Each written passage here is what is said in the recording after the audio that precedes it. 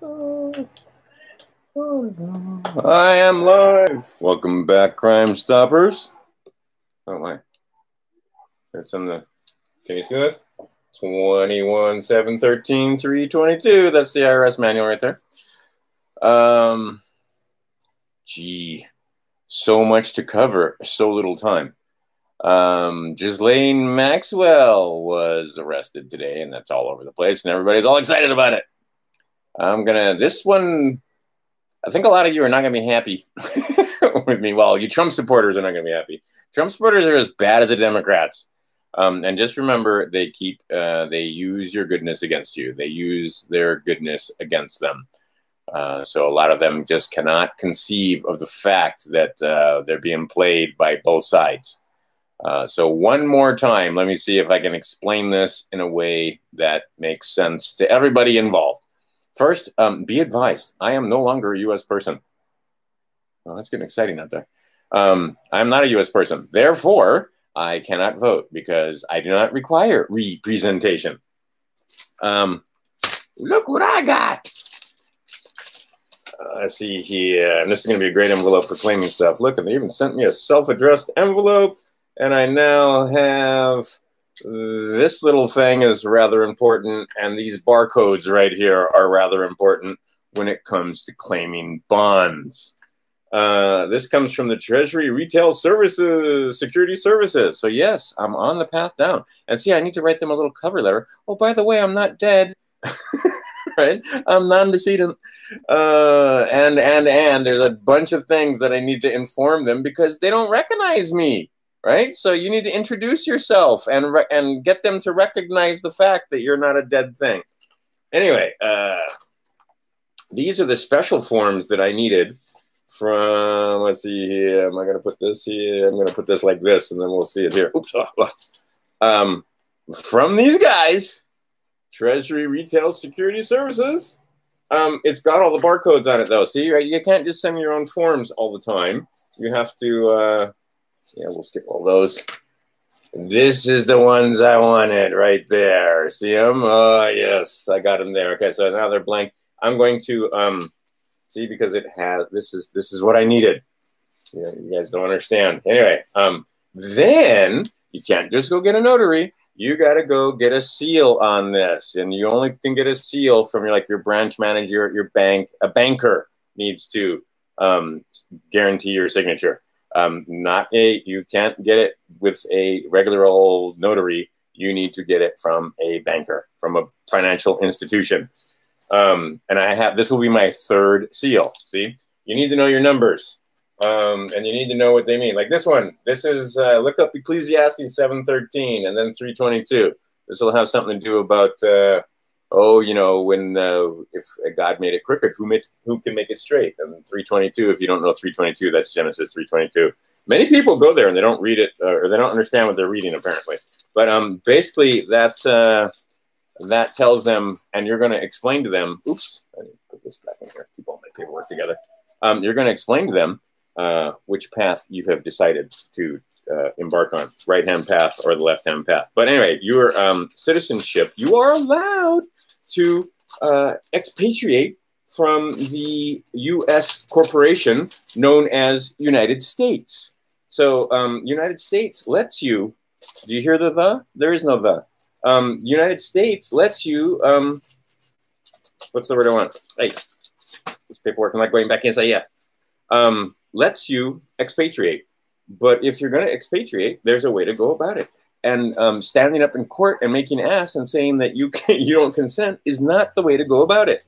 There is paperwork to be done, and people that you need to send that paperwork to, you need to introduce yourself and let them know who the heck you are and what the fuck it is you're doing. And that you can stand on your square. I'm not going to show you these except for the bottom of this. I ordered a bunch of these babies. And, oh, look, they've got the lovely seals on them. These are birth certificates. Certificates of live birth. Again, by the way, I'm alive. I'm not dead. And they gave me the wrong ones. Yeah, I gotta, see, I can't do it because, well, I put this on here. Anyway, can you see from a distance? And you can see from a distance. right? They're not the same. This is the one I need. But anyway, I know what to do about that. But anyway, I finally got those. And then you endorse the fucking things, claim them, and let them know you ain't dead. It took me forever to get these things because they're on to me, to put it mildly. All right. So, understanding numbers, the numbers you got to know. Oh, geez. What is it? 1, 3, 5, 7, 9. There's a big number. All your account numbers are going to be 9s. 9, 11, 13. And then over here, it's 1, 2, 4, 6, 8, 10, 12, 14. 3 sets of 3 gives you 21. That's why, right? I mean, on those, when I'm doing those bonds over there, I had to get 3 seals, not just 1 seal. I had to do it once, and then I had to do it again, and now I'm going to give it to them the 3rd time, and now we're going to be good. And that one's going to come with a cover letter and some green to let them know I'm not fucking around. So you need to know about putting, I haven't got those papers yet, but basically when you send certain documents in, you want to shroud them in green. Other times they get shrouded in blue. But you want to put a cover on them, just green paper, and then what do you call, bind it and so forth. And then where do you put your signature? Right? Are you the undersigner? Peasant, slave, or do you put your what do you call, your autograph on the top? And when you write your autograph, is that going to be in cursive? Are you going to curse your documents, or are you going to write your name? Right? All right. Anyway, lots of stuff you need to know. Simple as that. What shall we talk about? We shall talk about Ghislaine Maxwell. That's going to be that kaboom. There's a big ass boom there. And do you see how it has to be slow? It has to be slow, slow, slow. These fucking normies, you got to give it to them slowly, because for us, well, I don't know who I'm talking to here, but for a lot of the people, if you've been following this channel and other channels, it's going painfully slow. Because you've known about pedophiles and satanic pedophiles and the fact that these bastards do what they do and the traffic and so on. But for the normies who still idolize Tom Hanks and Oprah and Madonna and Lady Gaga and Ellen and the list is like Clintons and so on and so forth, it's going at lightning speed. You got to understand, their cognitive dissonance is just, I mean, Trump is taking a wrecking ball. And it's not just Trump, it's that whole cadre of people taking a wrecking ball to their cognitive dissonance. And I've said it now numerous times on social media. I've said it here a couple of times. You can't wake anybody up. You can't. Cut it out. Don't try. It's ridiculous. And this is me after banging my head against the wall numerous times. I finally figured out that, no, you can't wake them up. You can't do math for them, right? You can fucking do math. And they can't. It doesn't matter. The fact that it's 99.6% survivable, that doesn't matter. Doesn't matter. Doesn't matter that pneumonia kills more people than the Rona ever will. It doesn't matter that people are dying of tuberculosis in numbers far greater than the Rona will. What is it? Hep B, Hep C, for fuck's sake. Oh, what else? Malaria.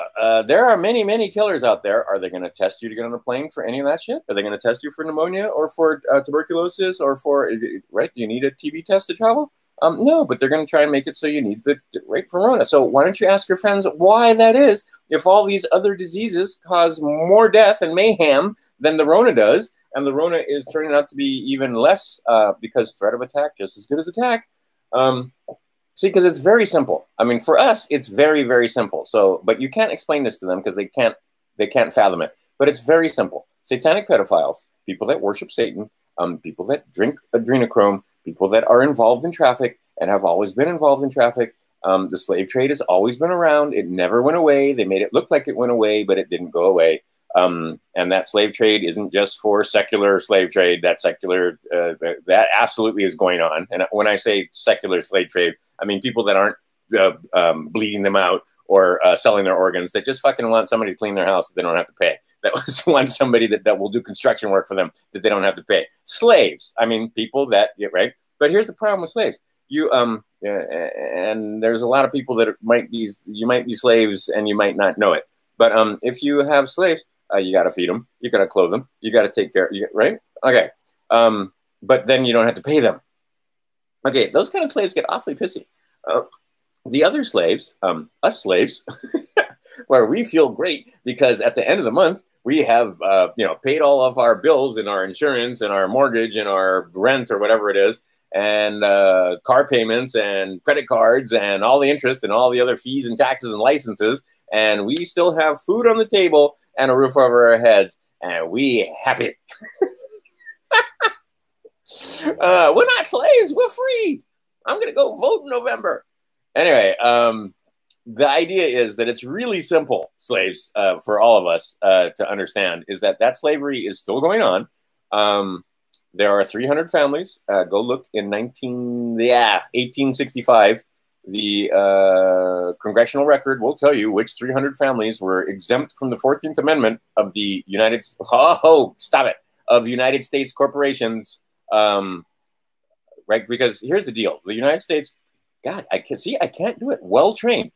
United States Corporation, State of Hawaii, is a subsidiary of United States Corporation. I'm trying to knock the off because, see, we put the in for them. But United States Corporation allows you to expatriate. United States Corporation has a constitution that's supposed to protect your rights that is based on the Constitution for the United States of America. Again, if United States was the United States of America, why doesn't it say the United States of America instead of just United States in all caps? There's a simple question. It says this. I can't spell. United States. It does not say United States of America. It doesn't say the United States. It doesn't say the United States of America. It just fucking says United States. That's the corporation, United States Corporation. You're allowed to expatriate. Now, these fuckers are supposed to protect your rights. They're not there to protect your health. But if they were protecting your rights, we wouldn't have this thing going on. So part of my letter that I'm writing to them is that now that the governors think that they can fucking tell me what to do and put a mask on and impede my right to travel and impede my right to bear arms and impede my right to defend myself and impede my right to speak freely and assemble and impede my right to worship with my fellow man if I so choose, I don't want to be part of United States Corporation anymore. I had been fooled and tricked anyway. So all my underwritings are going to be collapsed. Anyway, it's going to be a rather lengthy letter, but not too long. And see, right now what I'm doing is the Hemingway approach, is I put all the shit down on paper and now I'm taking the words out, right? The superfluous words that don't need to be there are being removed. And you need to introduce yourself to various people. And some of that's going to come with a birth certificate. See, I got 5 of them and I got 5 and I tricked them because I said, oh, for my public records. And then they try to trick me by not sending me the right birth certificates. But anyway, it's a long story, but it depends on who you went to. My long form birth certificate, I have one, so I can send the copy and I can attach. Anyway, there's a way to go about it. And again, don't forget that you need 2 when you get the notary to notarize your documents. You're going to need a certification either from the clerk of the court or the subsidiary under United States. So for me, that subsidiary is State of Hawaii. Attorney General is going to need to certify the fact that that notary is in fact a notary in good standing. Okay, so you're going to need 2 of those. On those other documents, you can't use notary. You must go and get a seal from a banker, and they have a seal. And they're gonna. Some of them might try and fund you, but they have the seal. And like I said, I've gotten 2 of them already, so I know the thing exists. Can I show you that? I can't show you that because it's they're in PDF form and they're not on paper. But anyway, it's a seal that they're going to get, and they basically are attesting to the fact that you're not a person. A man or a woman came and sat in front of them. And see, this is what they're going for, because here's the compromise that they're going to try and give you. It's like, oh, there's 57 genders. I'll tell you what. So what they're going to say is, okay, so screw that. Even though there's only 2 genders, male and female, we know this. There might be a third. In Hawaii, we recognize a third, that the ones that are the male and the female, and then the ones that are in between, we call those mahu. then you can be Mahu and you can be woman and you can be Mahu and you can be male or man, right? But that just means that you're not heterosexual this way and you're not heterosexual that way with the genitalia of a female or the genitalia of the male. Anyway, they're going to try and get you to say person. That's going to be a gender neutral thing, and you're going to call yourself a person. A person is not a man or a woman. A person is a corporation. So you are incorporated, and you need to let them know that you're not incorporation. You are, in fact, incorporated in a body and living flesh, man and woman, but you are not person. You are not corporation. You are a man or a woman, and you got to let them know. And you are not a dead thing. You're a living thing. Anyway, and you got to introduce yourself, and you got to get them to recognize you. That's what you're doing. Okay.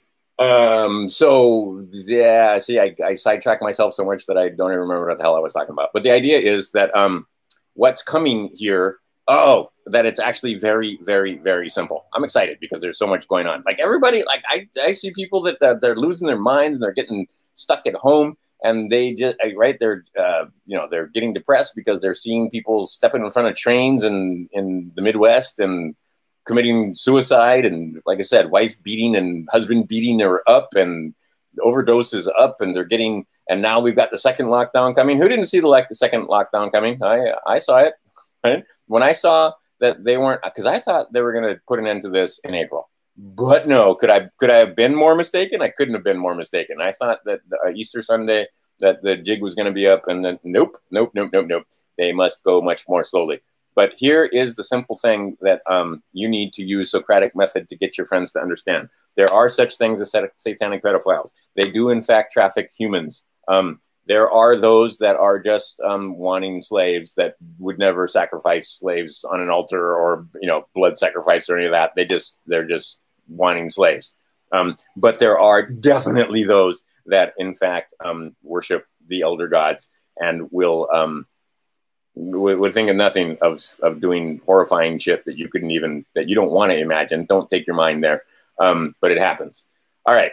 Those people understand that the masses, if they found out about that, would become very upset with them. And pitchforks and torches and nooses will, in fact, make their way into the streets. Okay. So they're trying to do everything they can to keep that from happening.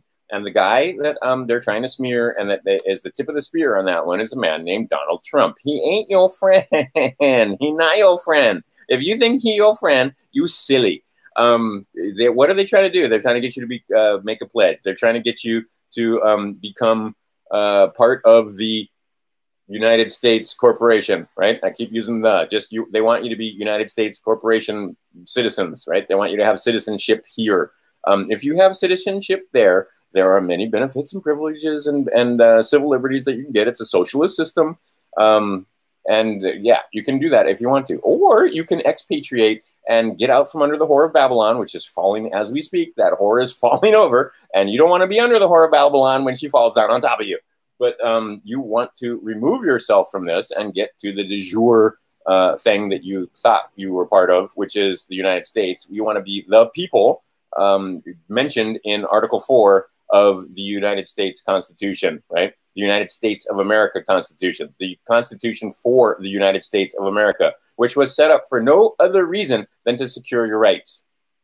Your unalienable rights, unalienable. They may not be leaned, right? That's what they're not there to fucking protect your health. Damn it. That's not what they're there for. They're there to protect your rights. Nothing more. This corporation has very much thrown all that out the window, and they're there to protect you, right? Public safety, always, right? Okay, this corporation had been taken over by those satanic pedophiles. This corporation is absolutely responsible for the war that goes on this planet because those satanic pedophiles had moved in, and this is how they have always, it turns out, used this traffic and satanic pedophilia and child rape and other horrifying sacrifice and things where they get you on camera. Now, when you're a member of any one of this corporation's governing body, what we call Congress, or in the administration, or in the courts, and going on down through the, in my case, state of Hawaii, or where you're from, not Hawaii State, state of Hawaii, California, right? Not California State, state of California, state of Utah. Do it 50 times, and I'm not going to, but you are members of those subsidiaries, and you govern the people accordingly, and you don't do what's best for them. You can see, like Roberts, you would expect Roberts to make slightly different decisions. Oh, but his name appears on the manifest, and you can you check that out? Yes, you can. Go look at WikiLeaks, and a lot of people are going to, Photoshop is going to be the new excuse, right? Oh, they just Photoshopped it in there. We have the original documents. We have the names of the people that were there. All right, they use that control mechanism to control those people so that they can get laws passed, they can get all manner of things done to extract wealth from you. They can cause war, they can create more, right? They have their four ponies. Again, divide and conquer, pestilence, famine, and war. That's it. That's the only four ponies they know how to use. So just beware that those are the four ponies that they're going to use. All right. So it's really simple. Like, this is not, because everybody tries to make it so complicated. Yes, it's a worldwide group, but I mean, it's really simple. The satanic pedophiles do not want to be discovered by the populace. So they use their media, they use their government, they use any of their troops, any of their pieces on the chessboard to stop them from being discovered. They have entire nation states under their control, some more, some less. Israel is a nation state that has a little more. North Korea was one. Iran was one. They use religion as a method of control. They do not use religion to set you free and to try and increase your your vibration and frequency and your thoughts and so forth. No, they use it as a control mechanism. Again, it's very, very simple. And of course, they're smearing Trump, trying to smear Trump and make it look like he's one of them. Or that, right? Do you really think, and see, that's a very simple question to ask your friends. Do you think that any of these arrests, Ghislaine, Maxwell, Epstein, etc., would have happened if Trump had not been elected? If Hillary Clinton was president right now, do you think any of this would have come to light? Or do you think it would have been business as usual, and we would have probably been at war with they would have trumped up a war with Iran? You see what happened in Libya. You can buy niggas over there for well, actually, not even $500 anymore. I've seen it where it's $200 for an adult male in Libya. $200. That's 100% because we toppled that government and got rid of Gaddafi and so on and so forth. That was, I mean, and installed the central bank. I mean, that's going on right now. But this is right. The Rona was step one. The rioting was step two. And this was all to cover for the fact that these satanic pedophiles don't want to be outed. And they don't want you seeing what's going on with Hillary Clinton. And they don't want you seeing, right, while you're focused on the Rona, or you're focused on the rioting, and you're focused on Black Lives Matter, and just try to remember all of those people that are part of that. I feel so bad because try to understand the terms of surrender have already been negotiated. All right, so the Democrats are offering up their minions, their people that follow them. Do you think the Democrats don't know what they're doing? Do you think that they don't understand that they're riling these people up? I mean, the words they're using, just watch them when they speak, riling up their own guy, and they know these people are going to get arrested.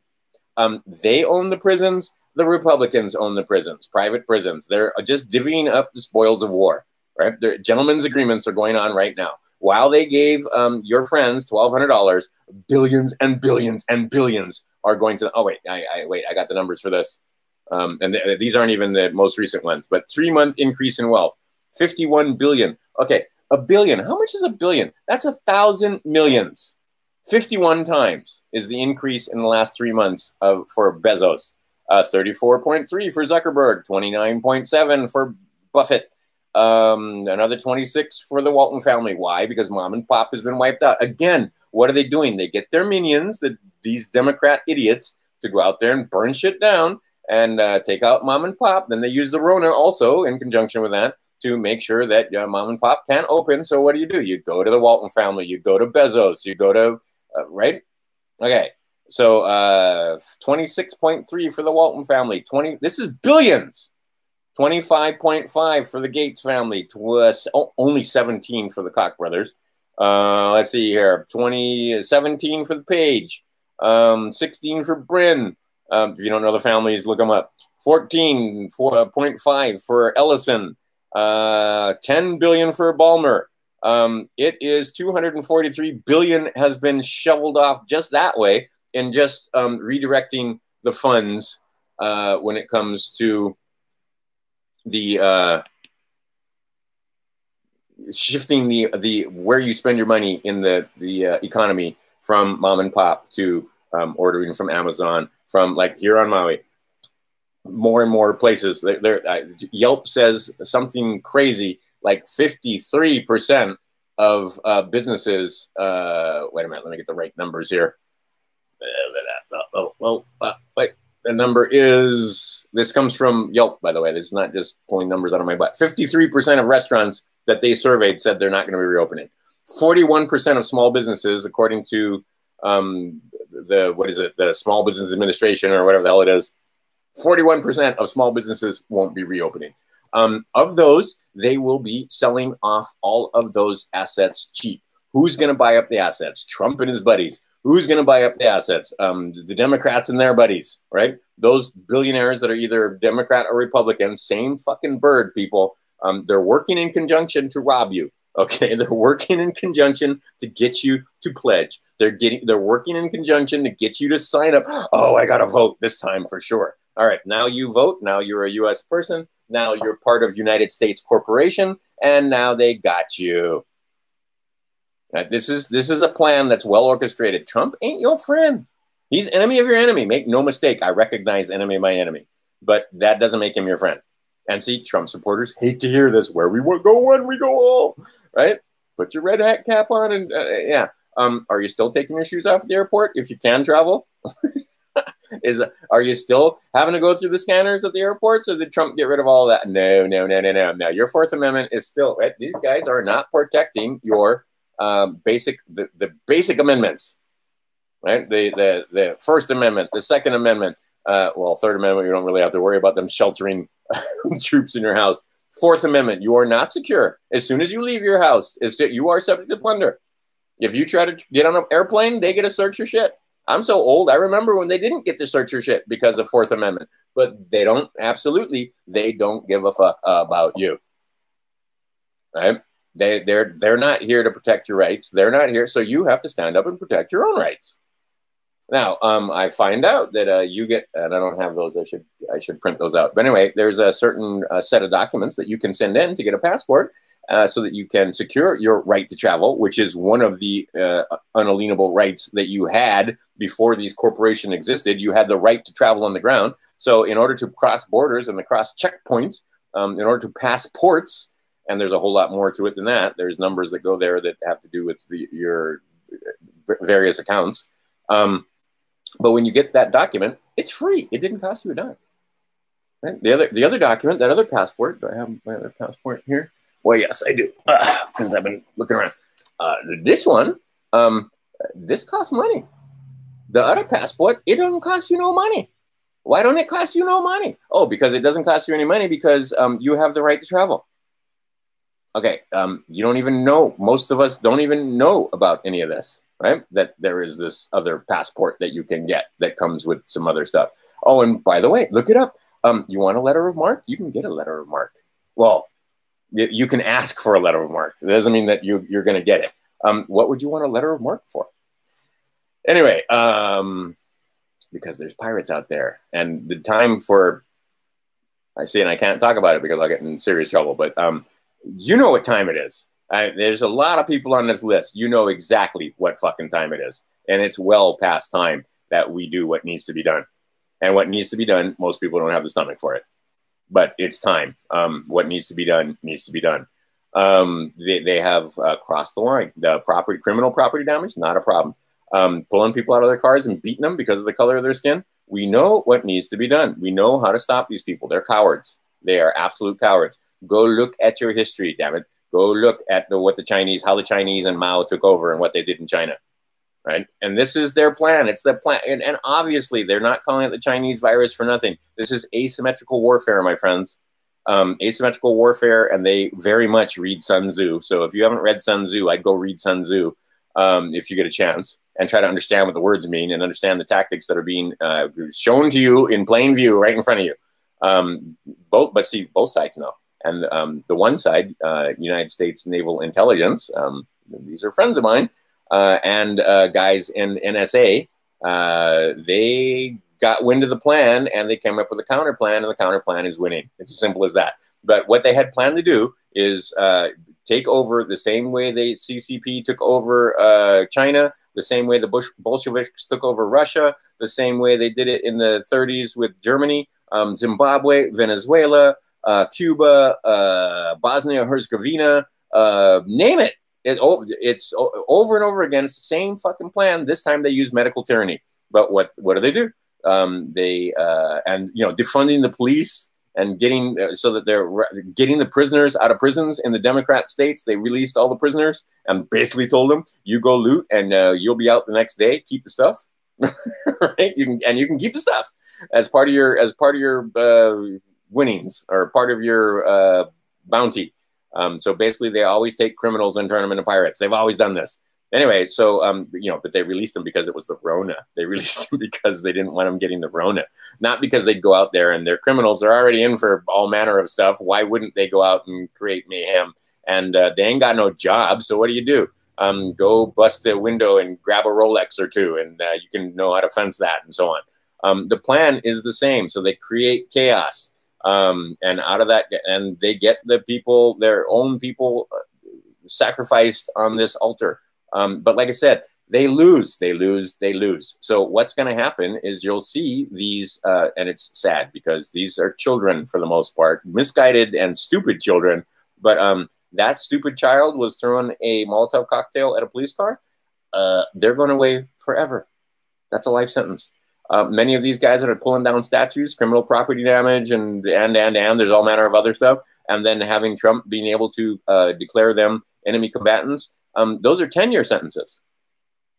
All right, so now we have a bunch of these children that are going to go into prison for at least 10 years, some of them much longer than that. We got parents turning their own children in.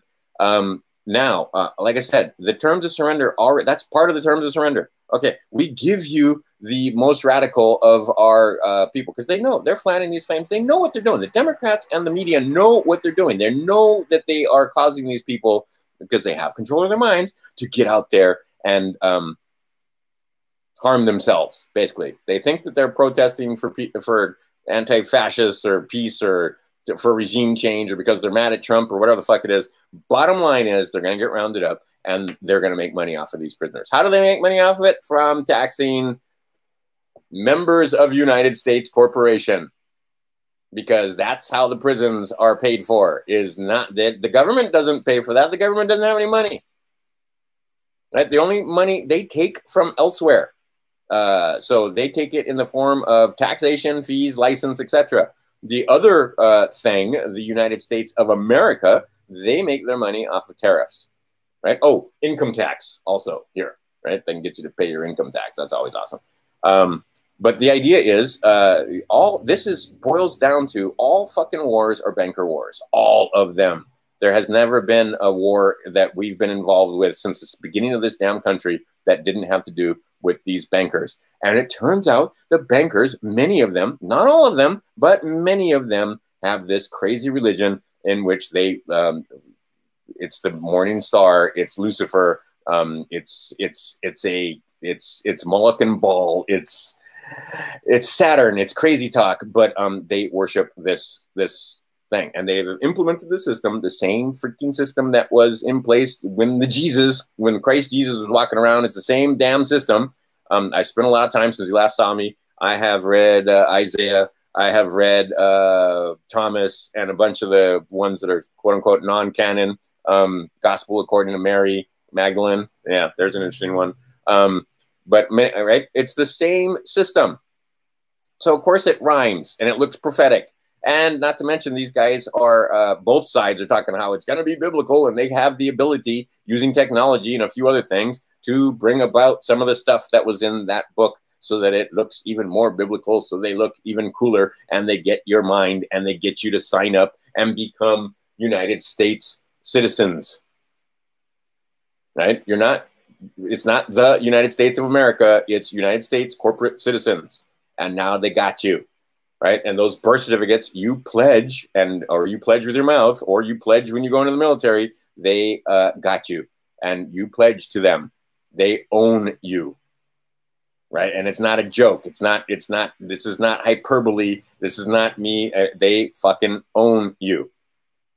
They can kill you dead, and you have very little recourse. And your children. They own you. They extract wealth from you from cradle to grave. They take it in the form of tax. Now, getting back to the prisons. How do they pay for the prisons? They don't. You do. So, and you want those people in prison, don't you? Right? Those naughty statue people that are tearing down statues, and those naughty Antifa people that are breaking windows and gutting the middle class.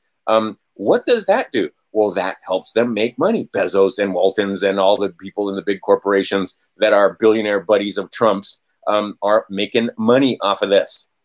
They want an upper class and a lower class, and they don't want a middle class. Trump makes it sound like he wants a middle class, but he don't want no middle class, right? The idea, though, is that supposedly we're going to come through this, and they give us, and see, that's what I mean, they're giving us, because we've had it for hundreds of years. They give us free energy. They give us devices that can create energy that don't need oil. And I was watching one of my videos. Actually, oil and gasoline, those are very efficient fuels if they would let us build engines that had that could use it. My own, I have, what would that be? That would be my great uncles built carburetors that would make it so that even those old cars back in the 40s and 50s would get 100 and something miles to a gallon, and they thought they were going to be rich. And nope, Chrysler bought up Chrysler and was the third guys. It wasn't Chevy and it wasn't Ford. It was Chrysler and Dodge bought up the patents and buried them.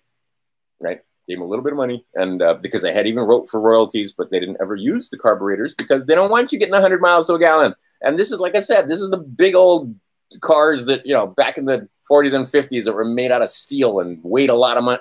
I mean, anyway, so they weren't even going to give us that. But now, we can bypass over that and look up Trump. Look up that device that the Romans had from time immemorial, and it's basically just a way to make air pressure.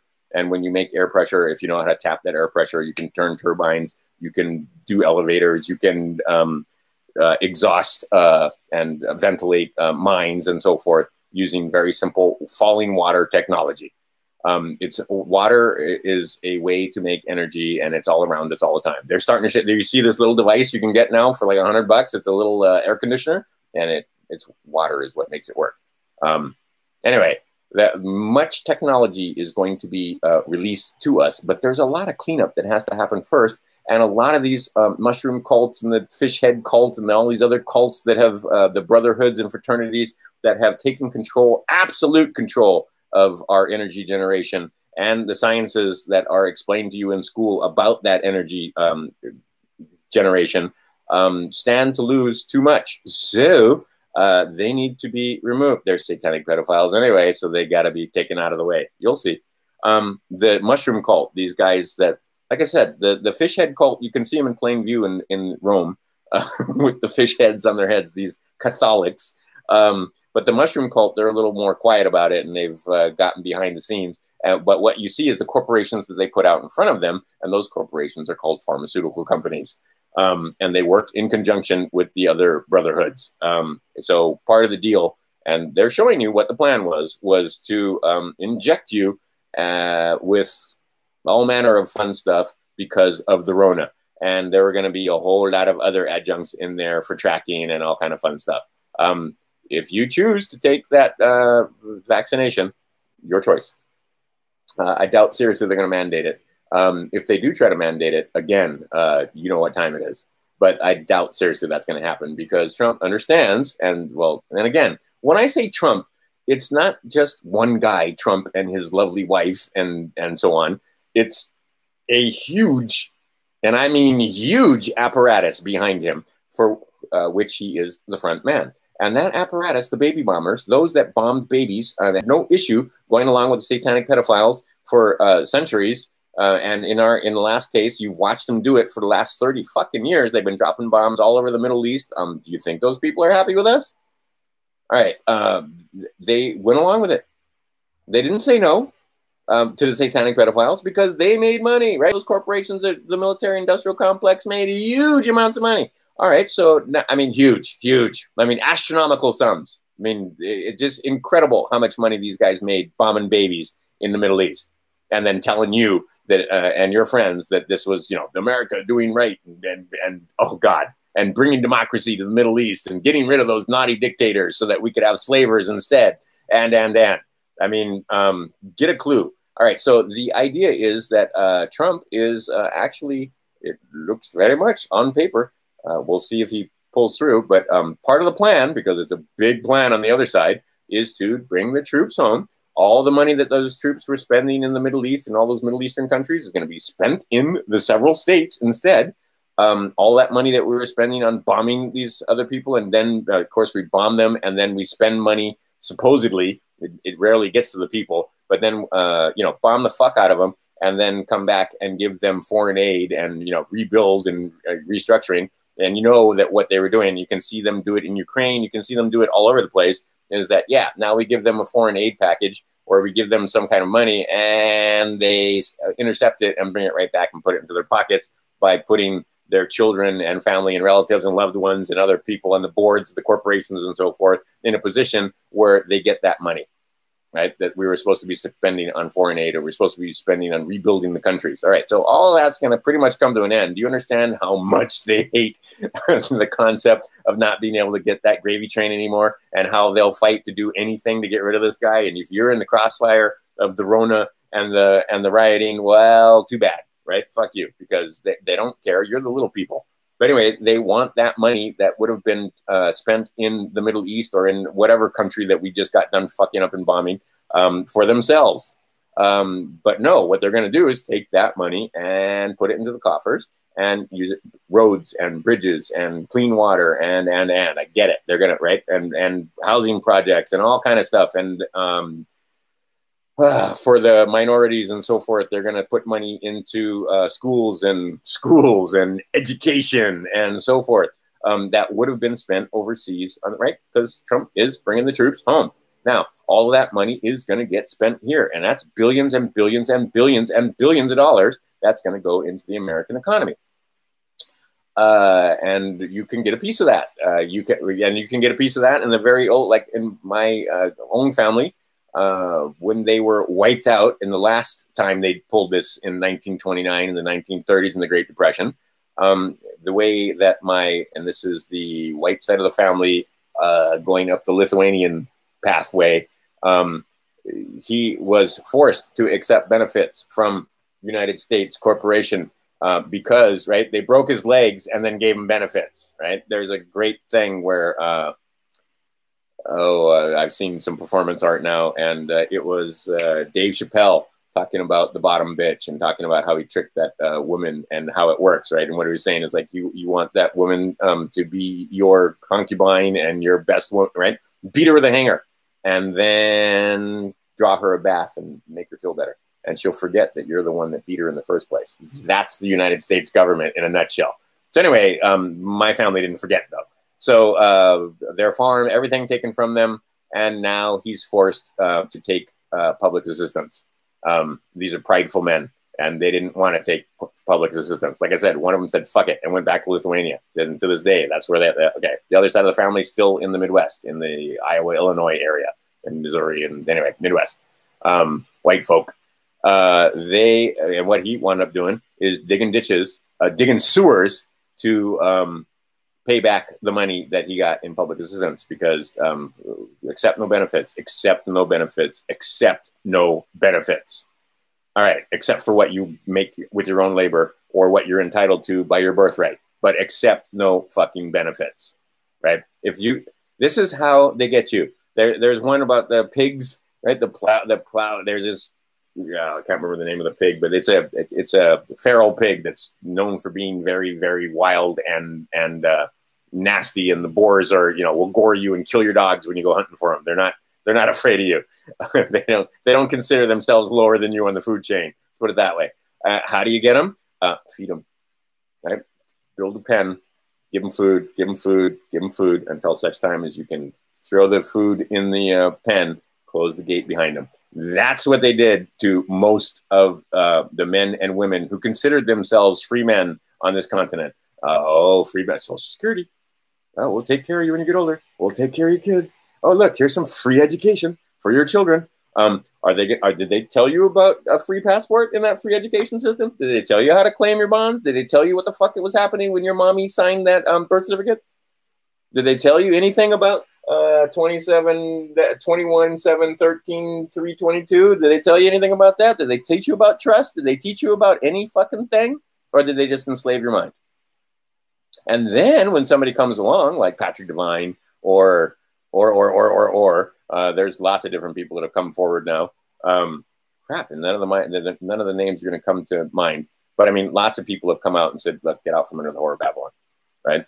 But they sound like fucking crazy people because we all got slave school education. So when they talk about claiming your bonds and citizenship and the word fair and grammar fair that goes on, it is crazy talk to us because it sounds like insanity because we went to slave school, so we know better. Just like your friends, when they went to, when it comes to you trying to wake them up, give them the red pill, as it were, you can't give them the red pill. The only people that can wake them up is them because they know better than you. They're watching CNN and you're not. So obviously you're uninformed, right? I know it makes you crazy. So quit trying to give them information. You can't do math for them. You can't give them facts. All you can do is ask them questions. Well, if Epstein didn't kill himself and Epstein was involved in child trafficking, right? Get him asking questions. Because like I said, it's very, very simple. The pedophiles do not want to be found out.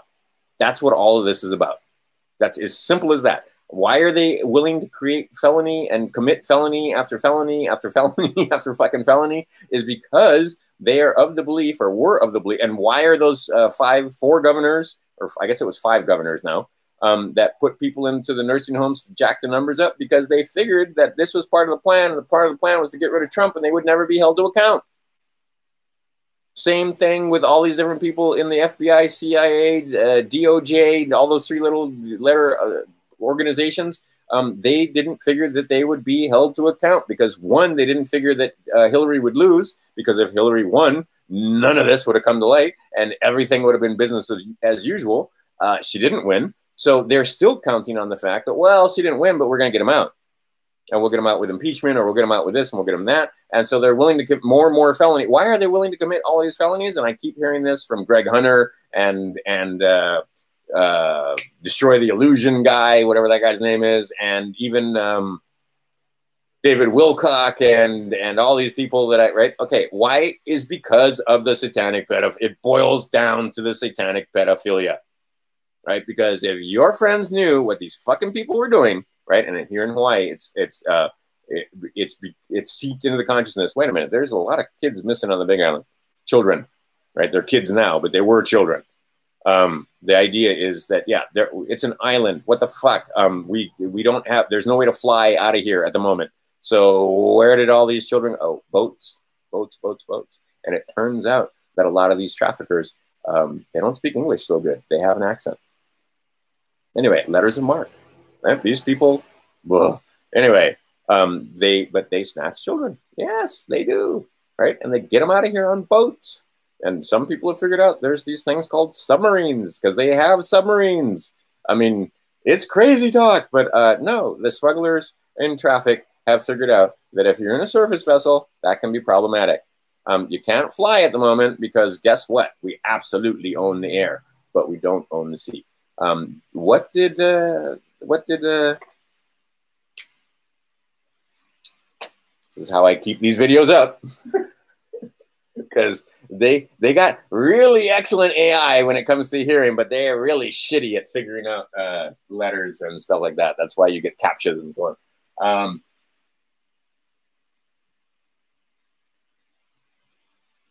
Yeah, those guys.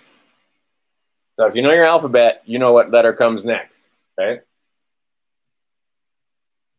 And I'm not talking about the Internal Revenue Service. Anyway, that guy, what he say? or what did they put up there? And oh, go look at some of those drops now. They're starting, because that's the thing. That's the next thing that's coming. Photoshop, Photoshop, Photoshop. That's going to be their excuse. Photoshop. That's just Photoshop. They Photoshopped. It's Photoshop.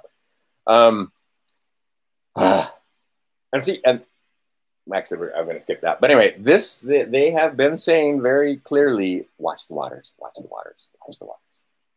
That may not mean what you think it means, but watch the water. But the idea is, yeah, they absolutely use the oceans as highways to this day, and have told you that in the past that like we can go down. I saw a great thing recently where people are starting to figure out that there's been people in the North Americas for quite some time, but we're not going down that road today. I'm ranting on current events. But the idea that you can wake your friends up now by asking them simple things. And go to my playlist. You can find the stuff with the 3-cent stamps, and you can ask them questions in an envelope that has a 3-cent stamp on it. And maybe, just maybe, some of your more normie friends will go, Mer? And start asking questions. Because see, the way this spell works, the way this mind control works, the way this programming works, depending on your paradigm, like I said, you're in a projection, you're in a hologram, you're on the holodeck, you're in a simulation, you're in a lifetime, whatever language you want to use for this experience that we're having right now. The way that spell, the way that thing works is you can't wake them up. The only person that can wake them up is them. They are responsible for their minds and no other. Now, what they have done is given up that responsibility by even you. Understand that when you're scrolling on Facebook or when you're scrolling on whatever social media it is, and a picture comes up of violence, all right, that instantly will send you into fight or flight.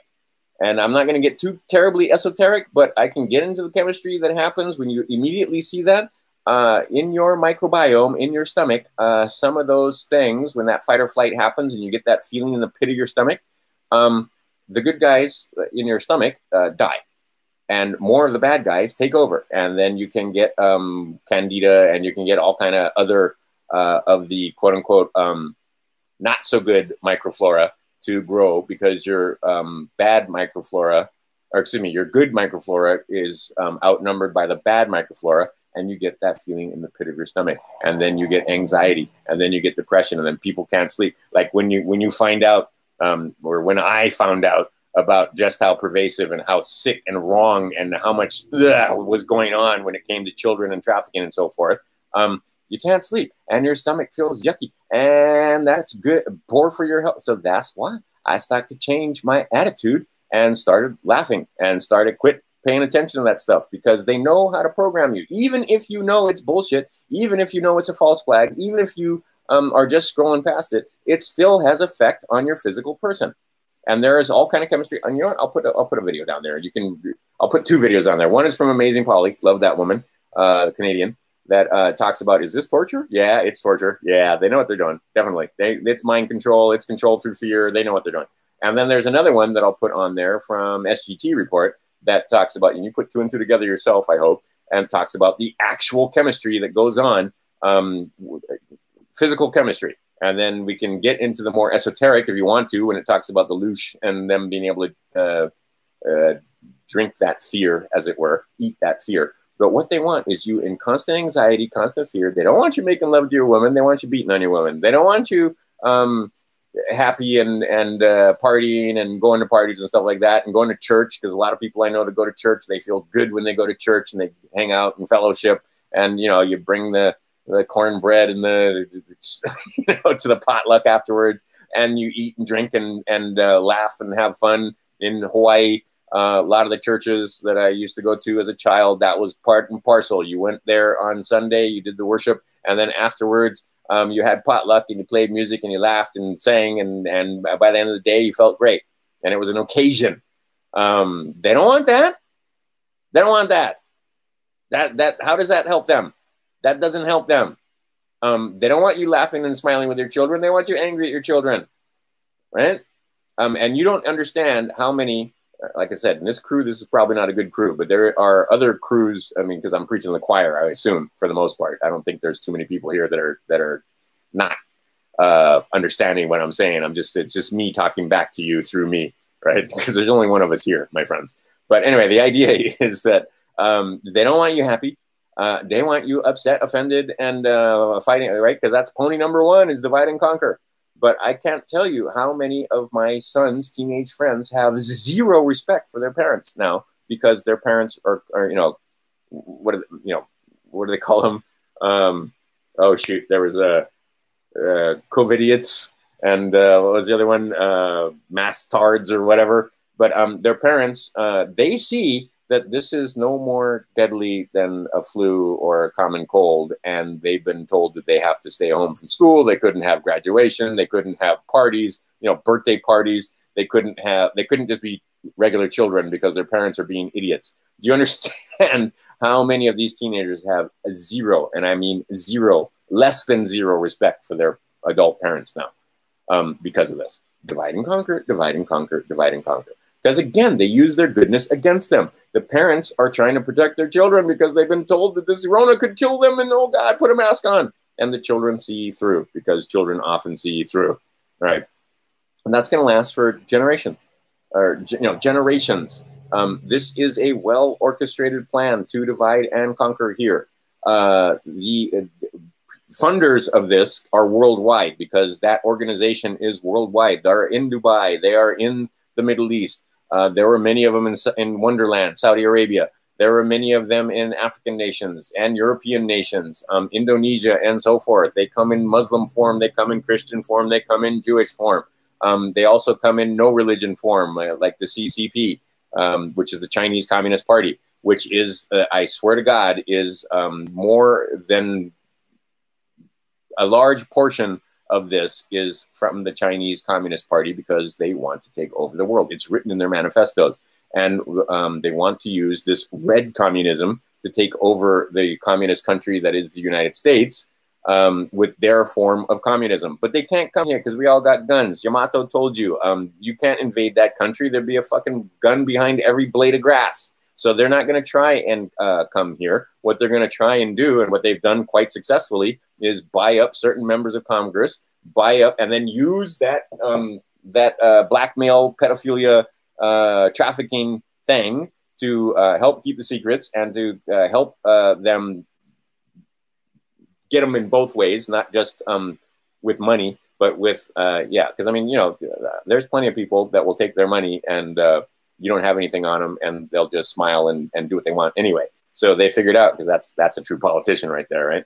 Who will take money from the special interest group and then vote the way he wanted to anyway. So to avoid that happening is you have the control file with them having sex with a child, or them taking part in some ceremony that they shouldn't have been taking a part in, and so on. All right, so the Chinese Communist Party understands this very simple thing, and to get the various governors, and then to get the Antifa groups, and then to get the, all right, and then fund them well, using various people like Acme Brick Company to make sure that there's bricks handy, and so on, right? They ain't sending troops here yet. They're not sending troops here. What they're doing is making sure that we fight with each other, and it's really easy to do. They control our media. The media, all right, they lost. The fight's still going on, make no mistake, but they lost. The chess game is being, now you're starting to see the bigger pieces. Ghislaine, and again, ask yourself, why now? Did they know where this woman was this whole time? Or did they only just now discover her? Or did they know for months they've known where this woman is since Epstein killed himself? But only now do they arrest and charge her. What comes next? I think you can see what's coming next. But what it is the careful dismantling of that plan by the other side. But they couldn't just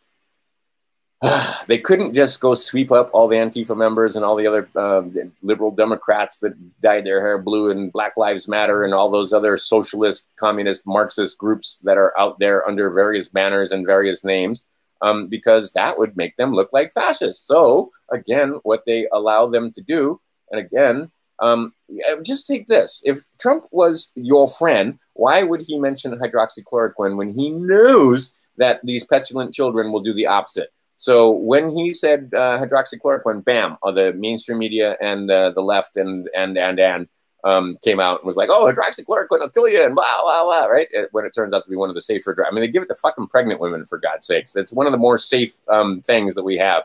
And it's a prophylactic. So in other words, if you take it, it actually protects you against the virus. Not only does it help save you, and it's cheap, dirt cheap. And again, if the doctors and so forth are on your side, again, the mushroom cult, they show themselves, they have turned against you. If the doctors are on your side, why are they only talking about vaccines and masks? Why aren't they talking about vitamin D?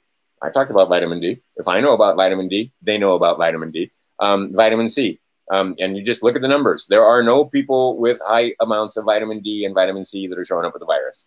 Simple as that. That are showing up to get tested, not testing positive. Nobody that's got high levels of vitamin D and high levels of vitamin C test positive for the virus. So why aren't they talking about that? How come they're not talking about hydroxychloroquine? How come they're not talking about hydroxychloroquine, erythromycin, and what is it, zinc? And I can't remember. Anyway, because you don't just take it by itself. And then some antibiotic. And people are having fantastic results with this. Nope. Most doctors are mask and social distancing. Right here on Maui, there's a couple of organizations, I'm not going to mention them, but the doctors, it's like, I will never give these people another dime. I won't even attend their whole lauleas, nothing. They get not another dime from me because they're putting their masks on and talking about social distancing. Complete bullshit. Complete bullshit. Your doctors have turned against you. That should be clear. When you told them that vaccines were injuring your children, the doctors didn't. Most doctors did not mount any kind of cry for help or assist their patients. They all make crazy excuses like, oh, well, you know, that's when your child, that's a reaction that shows your vaccine is working. I mean, just insanity. But the idea is that this mushroom cult, this death cult, this, and again, in the mushroom cult, there were good guys in the mushroom cult.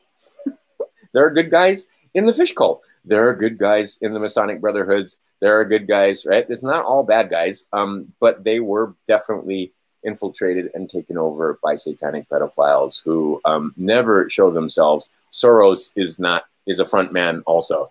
The power behind the throne will never, ever show itself. Oh, here's a fun piece of information. I cannot verify. I cannot make this. It's a great story. It's one of those deals where if it's not true, it ought to be.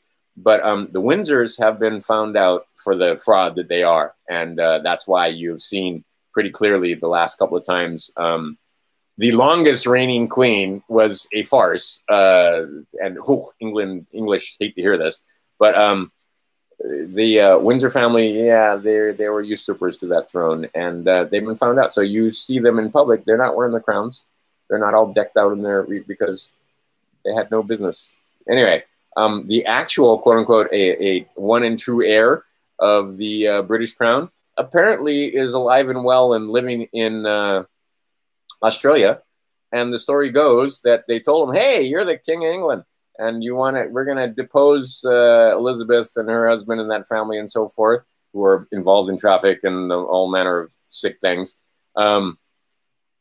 You want to be King of England? Or you're King of England. Yeah. And he was like, so I got a family. I got everything I need here. If you fucking think. The same thing with me. It's like, oh, hey, you want to be King of England? I'd be like, no. No, I do not want to be King of England. The man who would be king. That would be shit. But anyway, apparently this is a true story. Is that they went to this guy and said, hey, you're the king. You have the bloodline and you can claim the throne. And he went, so? Doesn't want it. All right. This is the same thing when you're doing this stuff. I'm claiming those bonds because I want them to go to the other side. Many of the stuff that I'm claiming, I'm not putting it into my account. I'm giving it to the Treasury, the United States of America, that Treasury, right? The Treasury Department, not the Department of the Treasury, but the Treasury Department. And say, here, take it, right? You got all these bonds and all these other writings and all this other stuff that they wrote on me. Here, you can have it. I would like access to it, obviously. But I'm not, right? You're not going to just take all that stuff that all those underwritings and all those bonds and all those other titles and all those other things that they've written and paid for with your labor and just like walk away from it, like many of the patriots were telling you to do. What you're going to do is claim all that shit, collapse all that shit, move what can be credits and debits, what can be moved over to the de jure Treasury, the Treasury Department.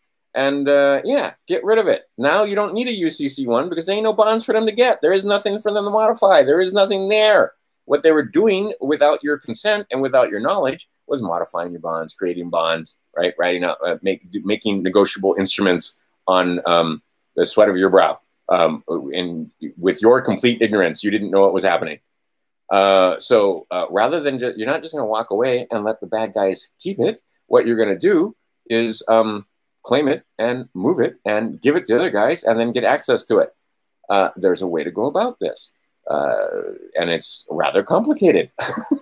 It's actually simple, but they've made it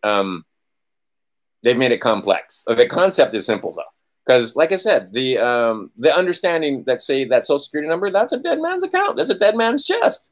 So everything that has to do with that social security number that was set up on that birth certificate after you were born, and all those bonds and so forth, that were set up on that certificate of live birth.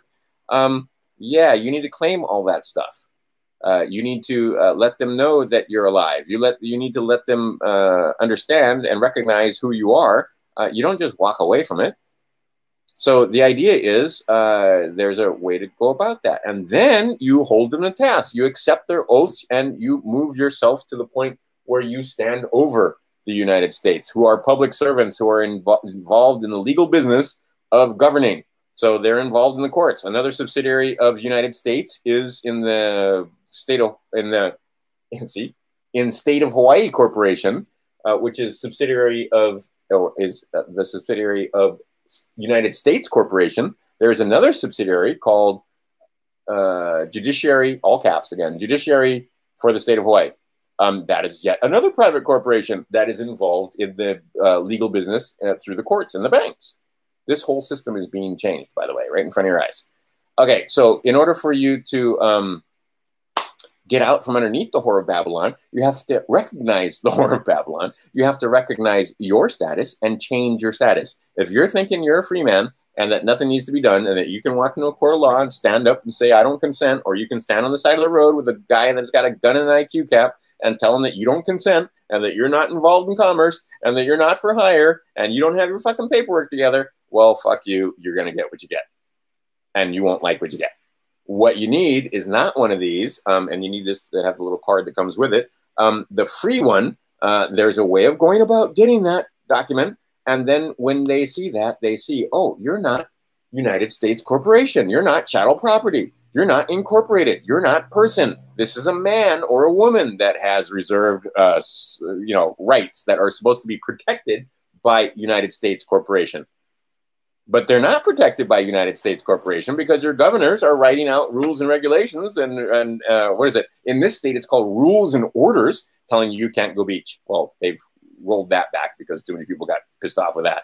And they were breaking the rule with the fishing pole because that was superseded. What else did they do? Well, telling you got to wear a mask, telling you can't get on a plane, telling you that you couldn't get together on Sunday and so forth, with rules and orders, telling you that if you're out in public and you're out and about and you don't have a mask on, they can fine you $5,000 or $1,000. Yes, they can, because you are part of United States Corporation or California Corporation, State of California, right? State of, what's another one that's doing it? Oregon, Washington, what was another one? I think was it Oklahoma? There's a bunch of different states where the governor is basically saying, if you walk outside, you got to put a mask on. The government is not there. This is another question. Is the government there to protect your rights or secure your rights, or is the government there to protect your health? Who's responsible for your health? Is that you, or is that the government? So if you're responsible for your health, your government might assist you with a few programs and so forth, but they're not there to protect your health. They're there to protect your rights.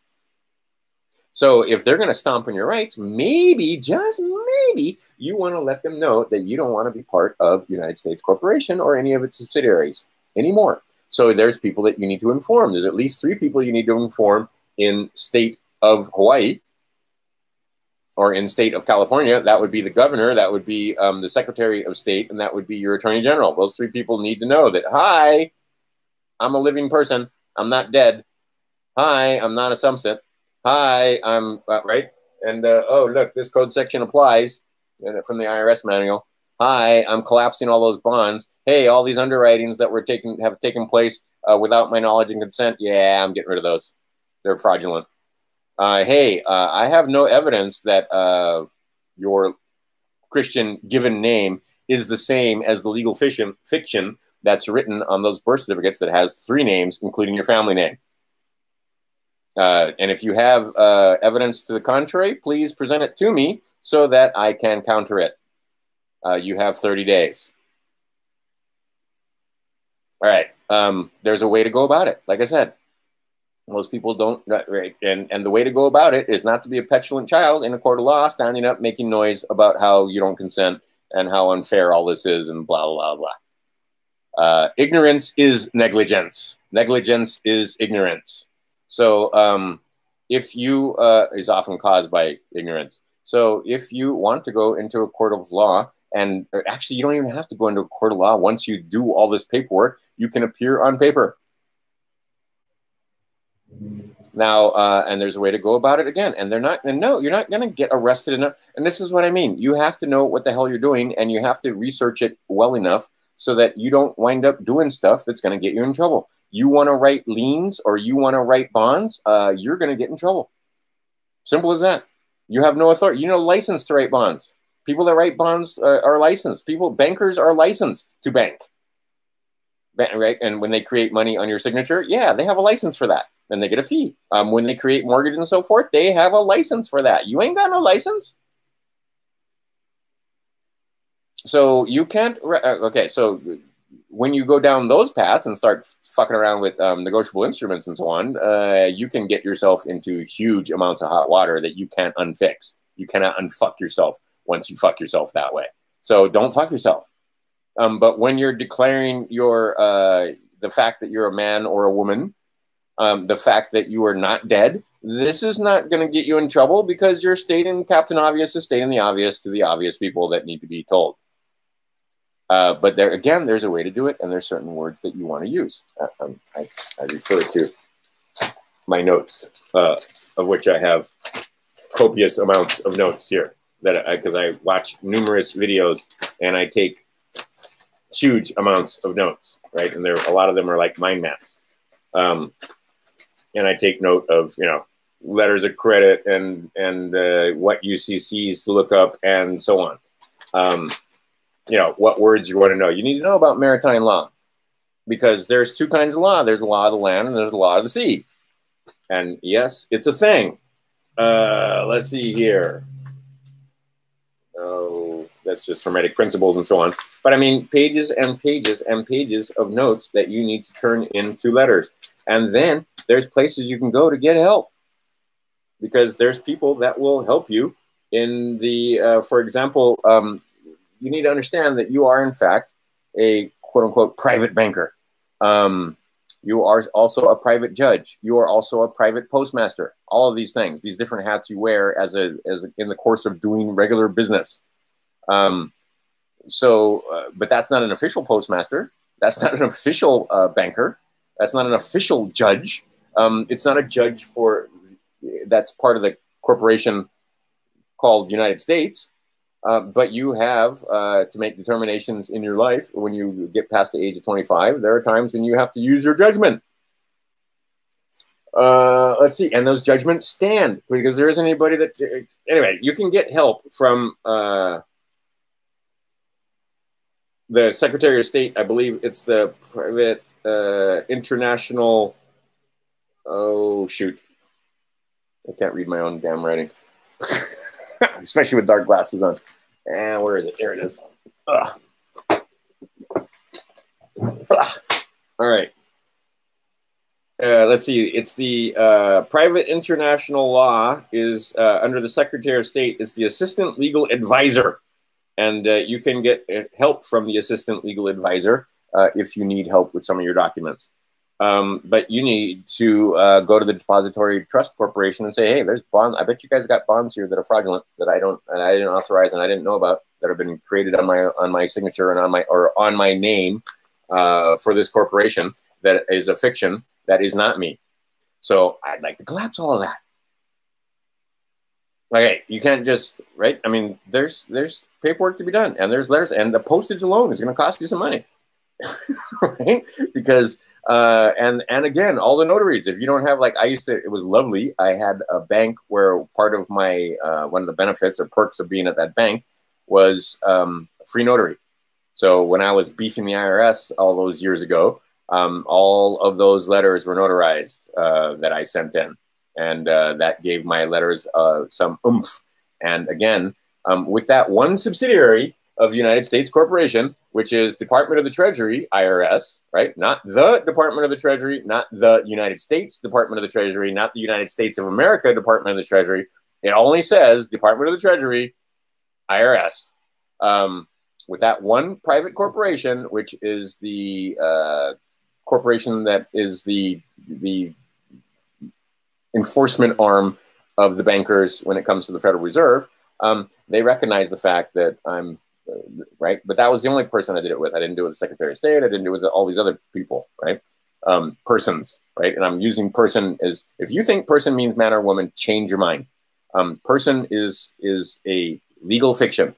So anyway, you need to get control of your legal fictions because they have control of your legal fictions. They own those legal fictions. Those legal fictions are chattel property of United States and their subsidiaries, the various 50 states that are in all caps. Also, they don't follow style process, and they use your ignorance to extract wealth from you. Every time you get a traffic ticket, every time you walk into a court of law, every time you get into any kind of altercation, they have turned all of it into bondage. They have bonded every fucking thing. Bail bondsmen. If you get in a fight, there's a bond there. If you get in a fight with your wife, there's a bond there. If you get in any kind of altercation, there's a bond there. If you create any kind of go against their statutes, right? Because they've got, I don't know what, last count, 8 million of them statutes. So you're breaking law or it's not the law. You're breaking a statute one way or another. And there's bonds there. You are bonded. This is the same system. Like I said in that book, it's the same system that is in the Holy Bible that you guys think is this book of religion that was actually written to try and get you guys to figure out that, yeah, you can set yourself free using the words that are in that book, because all the law in the United States is, right, excuse me, in United States Corporation is supposed to be Christian law. But it's not, because there's also the UCC, and that is Judeo law. Right, that the UCC is based on Talmud, and Talmud is the law of the Jews. The other law, the quote unquote common law, is based on Christian law. And Christian law, and you know this because in every courtroom, there's a Bible. So you might want to know what the Bible says. Just saying, because a lot of your friends and family have been, and I know many, many people, including myself. I have been errant with my own sons because I was raised stick in one hand, Bible in the other, and you learn these verses, right? That's not a joke. I showed you that one Bible that I have, why I got that Bible back in 1974, so I could go to church camp and study that Bible. But now that's passé. That's crazy talk. You don't, hardly, there's no Christians out there. You don't need to read the Bible. You don't need to know that stuff. That's just some outdated thing. There's demons and unicorns and fairies in that book, right? That's just crazy talk, and that's a waste of your time. Except for the fact that all of our fucking law is based on it. And the very simple concepts that he who dishonors first loses. So what do they get you to do? They get you to dishonor. Right? A lot of people, because you don't understand the three-step process, IRS sends you, you're afraid, and you don't respond, and now they got you because silence agrees. That's a very basic concept. Right? So you use that same against them. I've showed you in other videos numerous times that there's a three-step process that you can use. It's very effective. It's the process that I used against the IRS, and I fumbled through it. And now I see that when you get that last one, you can't just use one notary. You have to have your notary certified. And now you really got some stuff that you can take into a court and get perfected. And if you don't understand what those terms mean, learn what those terms mean. But the idea is that you need to understand that book to the point where you understand the basic principles of it. Doesn't necessarily mean you have to remember, know every chapter and every verse and be able to recite chapter and verse. I'm lucky because I got that from when I was a small child. So I know all of these stories. I know 322. I know what that is right there. As soon as I saw that, I knew exactly what that was. That's the 21st book of the Bible, 7th chapter. Chapter 7, 13th verse. Go look it up. That's Ecclesiastes. Over here, this is Genesis, 3rd, 22. So the 3rd chapter, 22nd verse. What the fuck does it say? And they stuck them together. I mean, and you start looking through all of our law. When you go into a court of law, you dishonor them and first, and you lose. So what you do is get them to dishonor you. So what does the Christ say? The Christ says you have to absolutely agree with your adversary, right? There's only 5 ways to respond to presentment, and the way is you agree if. The idea is that. I mean, basic principles in there. I mean, what did the Christ Jesus tell you? Do that. Simple as that. Don't not do that. Do that. It's as simple as that. And they can't fight against it because that's the way the system is set up. And then that allows you to stand in your square. And then anyway, there's the idea is that that book isn't just a bunch of fairy tales and bullshit that you just toss out the window. Still to this day, does the president put his hand on that book when he takes his oath? When you walk into a court of law, if it's I was in a couple of trials. You swear to tell the truth, the whole truth, and nothing but the truth on that book, right? And some people, well, I won't swear because they're trying to get you to swear, so I will affirm. But that book is everywhere in our courts. So maybe you want to understand the concept, and then you want to understand when you're going through this whole process. Lord's Prayer is very clear, right? You forgive your trespasses as you forgive those that right? Forgive us our trespasses as we forgive those who trespass against us. Vengeance is not yours, my friends. So, and I know it's hard. Oh, it's hard. But vengeance is not yours. Judgment is also not yours, right? So you can make judgments in your personal life, but you are not allowed to judge others. You can make your own judgments. See? See this? Hear this? You hear this? All right, we're not having way more accidents on Maui. What we're having is way more cases of drug overdose, of various, like I said, yeah, they're going by. And that's another one. That's another. Those are police cars. Those are not ambulances. And they get calls because domestic violence is up 400%. Drug overdose is up. Robbery is up. My car. My beater car, I just got 5 gallons of gas siphoned out of my car, right? And I was going to buy a camera and all this stuff and to set it up, but I mean, that's only going to cause problems because if I see the guy go down there and that would be problematic. But anyway, the camera itself is like $100 and something because I want to get one of those cool spy cameras. It's like $175 for the one that I want. It comes with a full-on Wi-Fi and everything. How much is 5 gallons of gas again? Right? And I mean, every once in a while it happens, but wait till the next pony out of the stable comes, and the next pony out of the stable, if you look around, is famine. When they're hungry, and right now they're not hungry. Right now, you go Costco, there's tons of stuff. You go to the stores. It's interesting though, because like Walmart and Target, a lot of their shit stuff, like stuff that used to come from China, yeah, it's getting picked out. I've seen this now, and a lot of the clothes and stuff like that used to be so abundant in the stores. Not so much because the stuff isn't coming from China.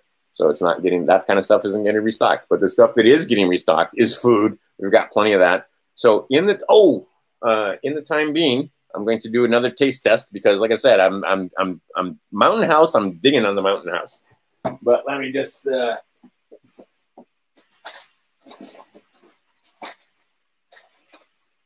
are my next 2 tries. Breakfast skillet, if it's anything like the other one, which was freaking delicious, this should be tasty. And pasta primavera, just wanted to see what it's like. Supposedly it has a nice sauce. Anyway, so we'll find out. I'll let you know. And I got way more. I got a bunch of big sampler pack, and we're gonna find out. Let's see here. What is the date on this? These are freeze-dried foods, and 2048 is when this one expires. And yeah, 2048 on this one too. The other ones I had were 2046. So here's the thing. Like I said, they got but 4 ponies. And if you don't think that they're going to pull every freaking stop out now that it's becoming clear that they're not fucking around, they're arresting these people. the pedophiles. Ghislaine Maxwell is just the beginning boom. That's the first boom. That's not the biggest boom. That's a boom. There's more coming. Promise. Promise you. We're not even close to I told you so yet, right? I mean, look at me. Do I look unhappy? Am I sad? I mean, just you got to be happy, right? Because I'm telling you, we haven't got to the good part yet, right? The good part's still, I mean, the best is yet to come. There are sweating right now. Oh my God. Right. And it got to the point where people are like, what happened to Tom Hanks? And now Tom Hanks comes out and does the bullshit about, if you're not wearing a mask, you're being irresponsible. Fuck that guy. Him and his three-legged horse. But you're starting to see in Hollywood, you're starting to see, like, we haven't even gotten close to I told you so. We still can't see I told you so from where we are, right? We got a long way to go. It's going to be a while because they had all manner of stops. Who got fired? And then Ghislaine Maxwell, right? Because here's the thing. They can't arrest these people without you. They want slam dunks. They don't want people, because what's happened in the past and what has consistently happened in the past is that they have made it so that these guys, even if they do get arrested, they get off, or they get a light sentence, or they get, right, 6 months or something like that, right? No, they're getting to the point now, and you're seeing this. There's going to be 4 executions. That's what? Oops, I erased it. Anyway, 4 executions. That number is not 3, not 5, 4. Anyway, the next pony out of the stable, like I said, to try and get you to not notice what's going on and to try to distract you from the fact that, no, pedophiles are going down. Satanic pedophiles are, in fact, going down. And that is the cause of all of this, right? You are caught in the crossfire, depending on what state you're in. But the entire reason for all of this, the Rona and the rioting and all the stuff that comes next, the second wave, and there's more, believe me. They're not done fighting. It's deny and defend until the end. It's not, oh shit, you caught us, okay, we're over. No, that's not how it works. They are going to deny and defend until the end. They are going to raise a ruckus until the last and last, hoping for their Luciferian God to come and save them. They're hoping for a Hail Mary. They're thinking that they're gonna, it doesn't happen, promise. Anyway, so one of the things that they plan on doing, I promise you, this is coming, is famine, is food shortage, is make the people crazy because they're hungry, right? You think those guys were rioting while they had food in their stomach? Wait till they're rioting when they actually are hungry and they're not just burning down the store to be a fuck up and to try to make a point, and Black Lives Matter or whatever the fuck it is. You know, we'll show those white supremacists, we'll show whitey or whatever. And see, that's the other thing they're trying to program you for. Understand that the Negro makes up about 13% of the population. So what are they trying to do? They show you image after image as I'm scrolling of black guys beating on white guys, black guys beating on white guys, black guys beating on white guys. How long before the white guys get pissed off and start beating on the black guys? Right? And it's just white and black. It's not individual persons. It's not people. It's not men and women. It's just those black guys or those white guys, right? Divide and conquer. Pony number 1. All right. The other pony, and then divide and conquer, war. The other pony out of the stable is famine. There, 2046. Worst case scenario. I'm a crazy person, right? Don't go, an ounce of gold is $1,700. You know how much of this you can get with $1,700?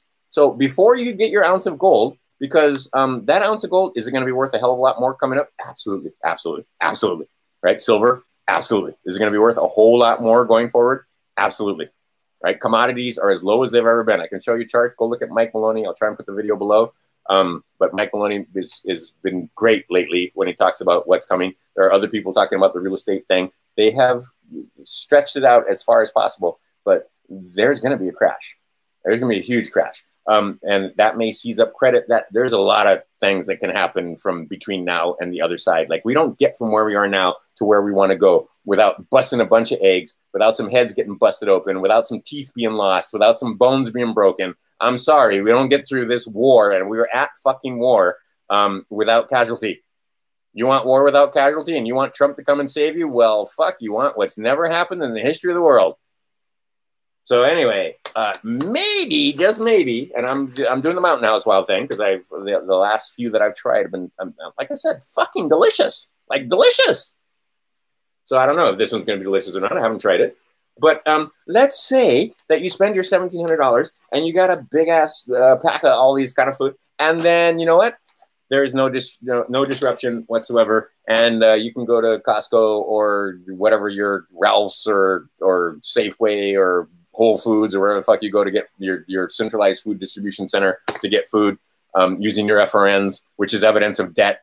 You slave, because gold is the money of kings, silver is the money of gentlemen, barter is the money of peasants, debt is the money of slaves. What do we use? Right? Because somebody was trying to tell me, well, how are you trying to, well, actually, I'm not going to get in that conversation, but there is no separating the fact that our money is debt. And if our money is debt, debt is slavery. Simple as that. So the money that we use is evidence of debt, which would tell you that you're a slave. All right. I'm a crazy person.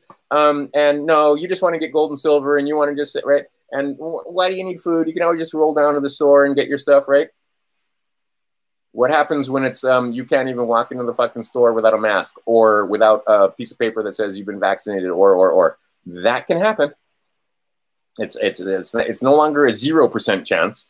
That can still happen, and it may not be every single state. It may just be some counties in certain states, certain districts. But the idea is that if you get some of this stuff, and worst case scenario, it tastes good. Well, we'll find out. I'm pretty sure this is going to be quite tasty. I can't wait, actually, to try this one. None of this happens. All right, you got food. And it's tasty food that you can use up your $1,000 of food. You just, use it up on camping trips, maybe on the weekends, maybe once in a while when you don't feel like cooking.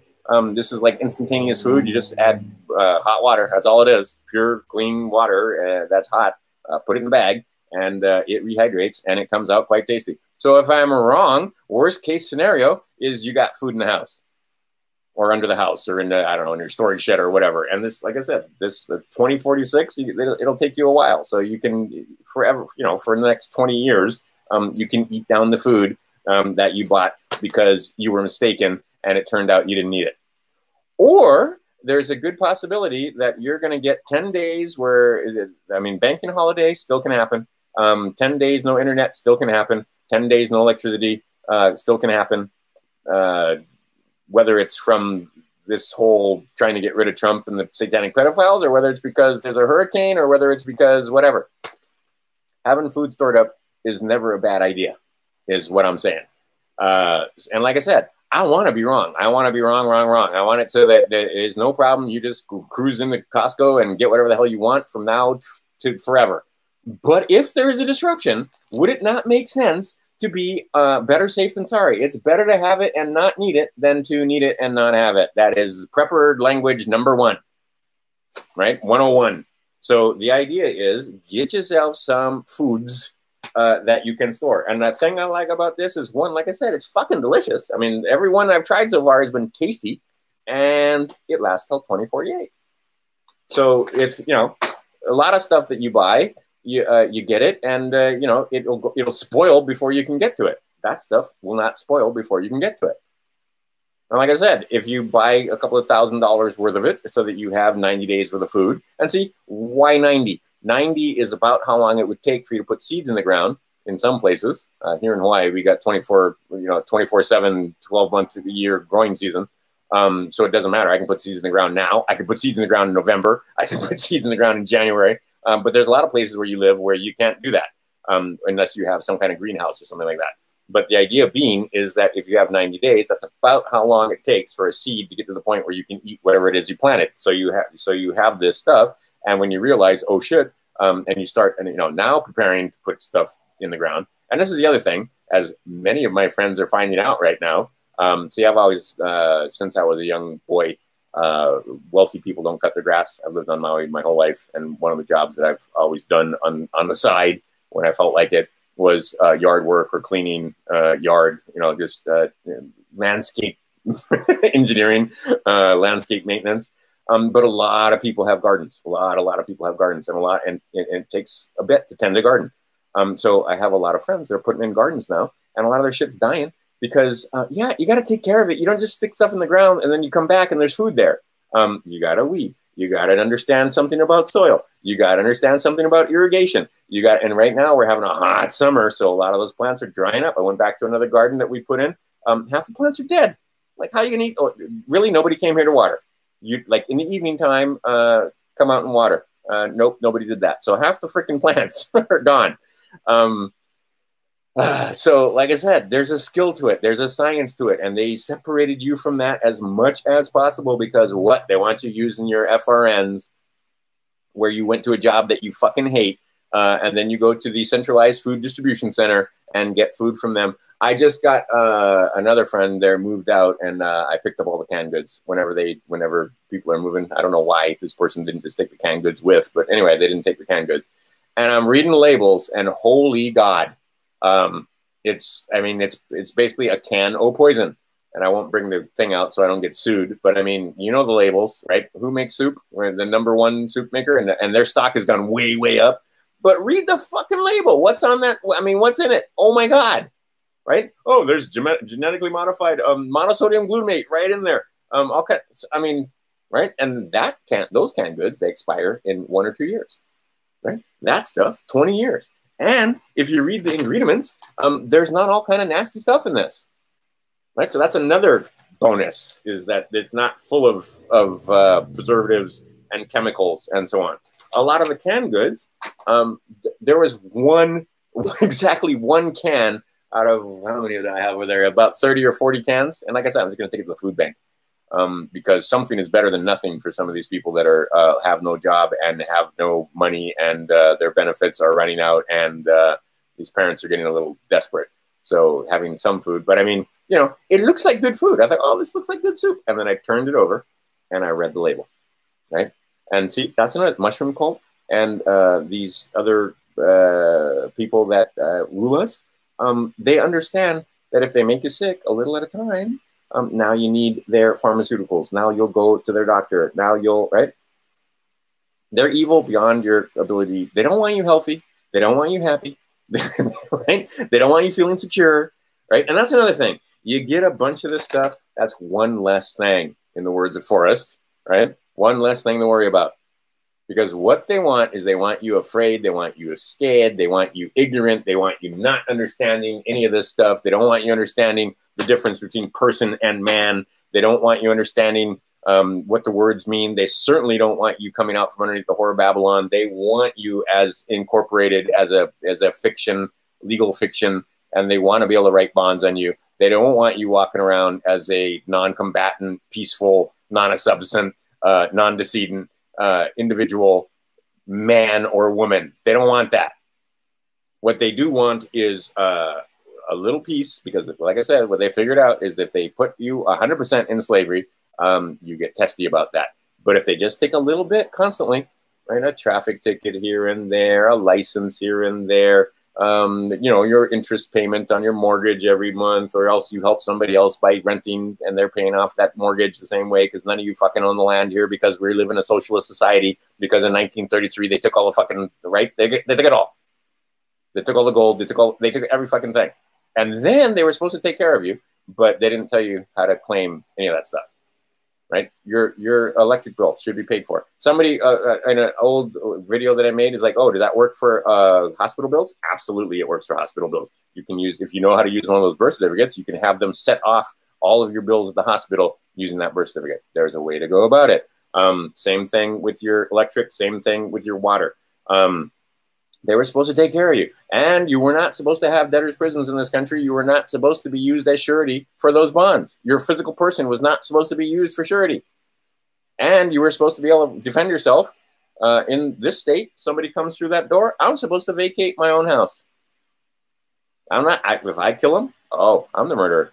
They come into my house to rob me, and I gotta leave. That's the fucking law in the state of Hawaii. And many other states, they don't have stand your ground. Right? And we had these fucking Democrats saying shit like, oh, well, you know, we don't want you having your gun and being able to defend your house, because then you might defend your house and then we'll have more. You know what? I'm hardcore on that end of it. Looters, shoot them in the fucking face with a large caliber rifle or a pistol. Right? That's me. But I mean, you know, that's crazy talk, because, you know, they're just children that are upset. Once they start doing arson, once they start causing, I mean, no, just I have no patience at all for thieves. None. Zero. Less than that. Stealing. Oh, I hate that. I hate being ripped off. Since I was a little boy, when that first time one of my G.I. Joes, I brought a G.I. Joe into school for show and tell, went back to my bag and it was gone. Oh, I've hated that, man, since that day. It's like, how could they my youngest boy had the same thing. He brought a little toy to school, left it in his desk, came back, and somebody had stolen it out of his desk. Right? Because that's the society we're living in. These kids are growing up, these children are growing up, and they've never been punished. They've never had any kind of discipline. And now they're going to get the ultimate discipline, which is going to be 10 years in a federal pen, or 20 years in a federal pen, or life in a federal pen, for tearing down statues, for protesting, for arson, for violence against others, for on and on. The list is pretty long, right? Criminal property damage, for basically stepping off their square, right? Causing people loss, causing people harm, right? Disturbing the peace, right? I mean, they stepped off their square and showed that they cannot govern themselves. So they will be treated as adults and get what they deserve from United States corporations, legal business handlers called the courts, right? And all of this is happening over here. It's not happening on the juror side. There's not going to be 3 judges. It's not going to be the judiciary for the United States of America. It's going to be the United States Corporation, which falls under the administrative branch of the United States of America. Is the United States Corporation, excuse me, United States Corporation is under the administrative branch. Again, the is not there. See, I've been trained. I'm a trained monkey, right? I mean, person and man, interchangeable. No, it's not. No, it's not. The legal fiction that is an incorporation, that is that 3-person name. That's not you. Right? You need to crucify and literally put a red cross on that, declare it dead, right? That's your estate EIN for your legal fiction needs to be, right? And they're going to don't get cute with me and tell me that I need a death certificate. I'm not dead. The legal fiction is dead. Okay, then you get, then there needs to be a curator or somebody that takes care of that estate in the trust. So that person needs an EIN. And then you need a 98 EIN number. Okay, because what you're going to do is you're going to take your stuff out of this corporation, the citizenship, this vessel that you've become, and you're going to offload all of that stuff as much as you can onto your little vessel. And then you're going to take it over to the United States of America and give it to the Department of the Treasury. No, you're not. You're going to give it to the Treasury Department. There's a difference. And the Treasury Department is going to go, oh, thank you. And then they're going to give you that 98 number so that you can access all the stuff that, right, that was fraudulently made or created. And other than that, you're going to collapse it. Okay, that's the 10,000-foot view. Then you get into the nitty-gritty of what documents you need to file, who you need to send them to, and so on. Because let's say, well, let's pick a number. Do I have one in here? All right, there you go. Let's take this form right here. This is, what form is this? This is 4506A, request for public inspection or copy of exempt public organization IRS form. This is basically asking them for their Form 990. Right? Because they're supposed to be a tax-exempt public entity, and they're not. Your judiciary or your county or your whoever it is, your fucking building inspectors and so forth. They don't have no Form 990s.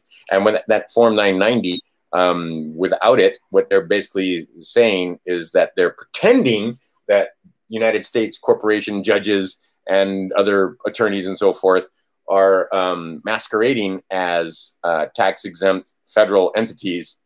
All right, so anyway, there's paperwork. All right, so rather than use this form right here, you write your own form, and you may even reference that number and say, and then all the information that's on this form is on your own document. Now you're not acknowledging their jurisdiction. That's just one example, and it's not even a good example. There's other forms that you need to fill out or that you need to replicate using your own words to do the things that you want to do, to have your will be done here on earth. Again, you don't want to be intestate. You don't want to be insolvent, right? And insolvent, like I said, if you've got a lot of FRNs, you're insolvent because that's debt. That's not credit, right? Gold is that's it. Gold is money. Everything else is credit. JP Morgan told you this. Anyway, so you need to have a will. So you need to fill out, you need to make a will, and then you need to get the thing apostilled in foreign countries so that it's recognized. You need to get it done here in the United States, but you know what? When you get it done here in the United States, it's good nowhere in the United States. So you need an apostille from a foreign country that the United States recognizes so that you are not intestate, you have a will. You're not insolvent, you have some actual money.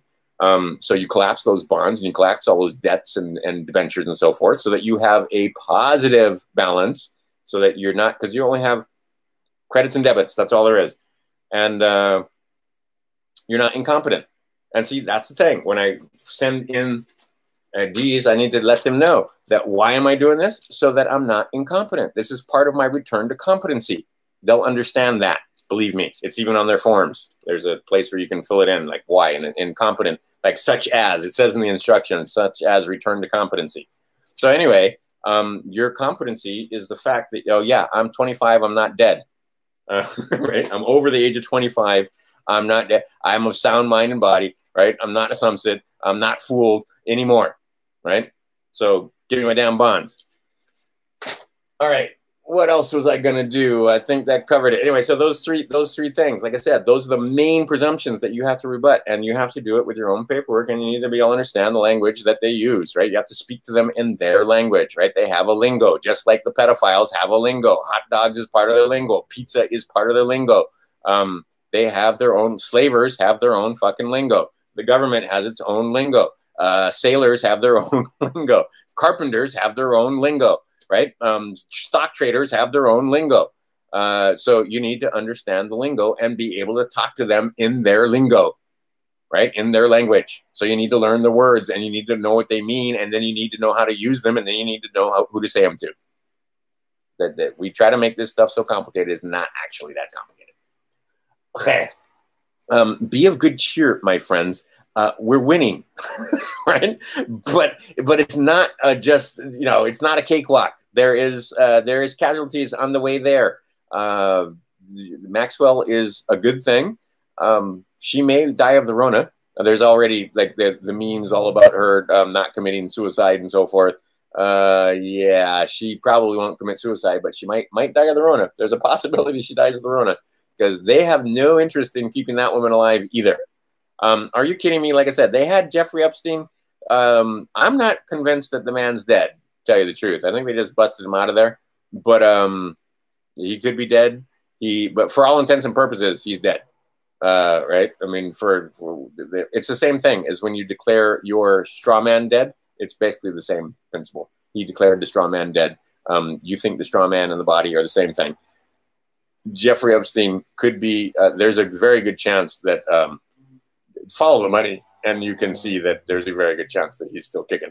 But it'll be the same thing with, with Maxwell. They'll say that she's dead. And see, once they're dead, there's no more prosecution. There's no more court cases. There's no more discovery. There's no more any of that stuff. So the best way to do is just say they're dead, whether they're dead or not.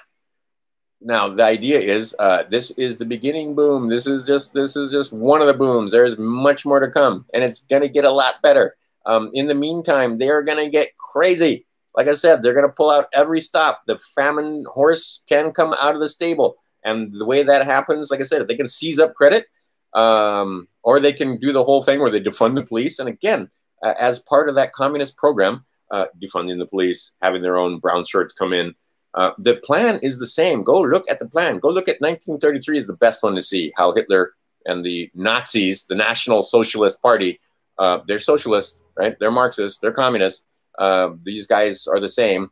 Black Lives Matter, make no mistake, those are Marxists.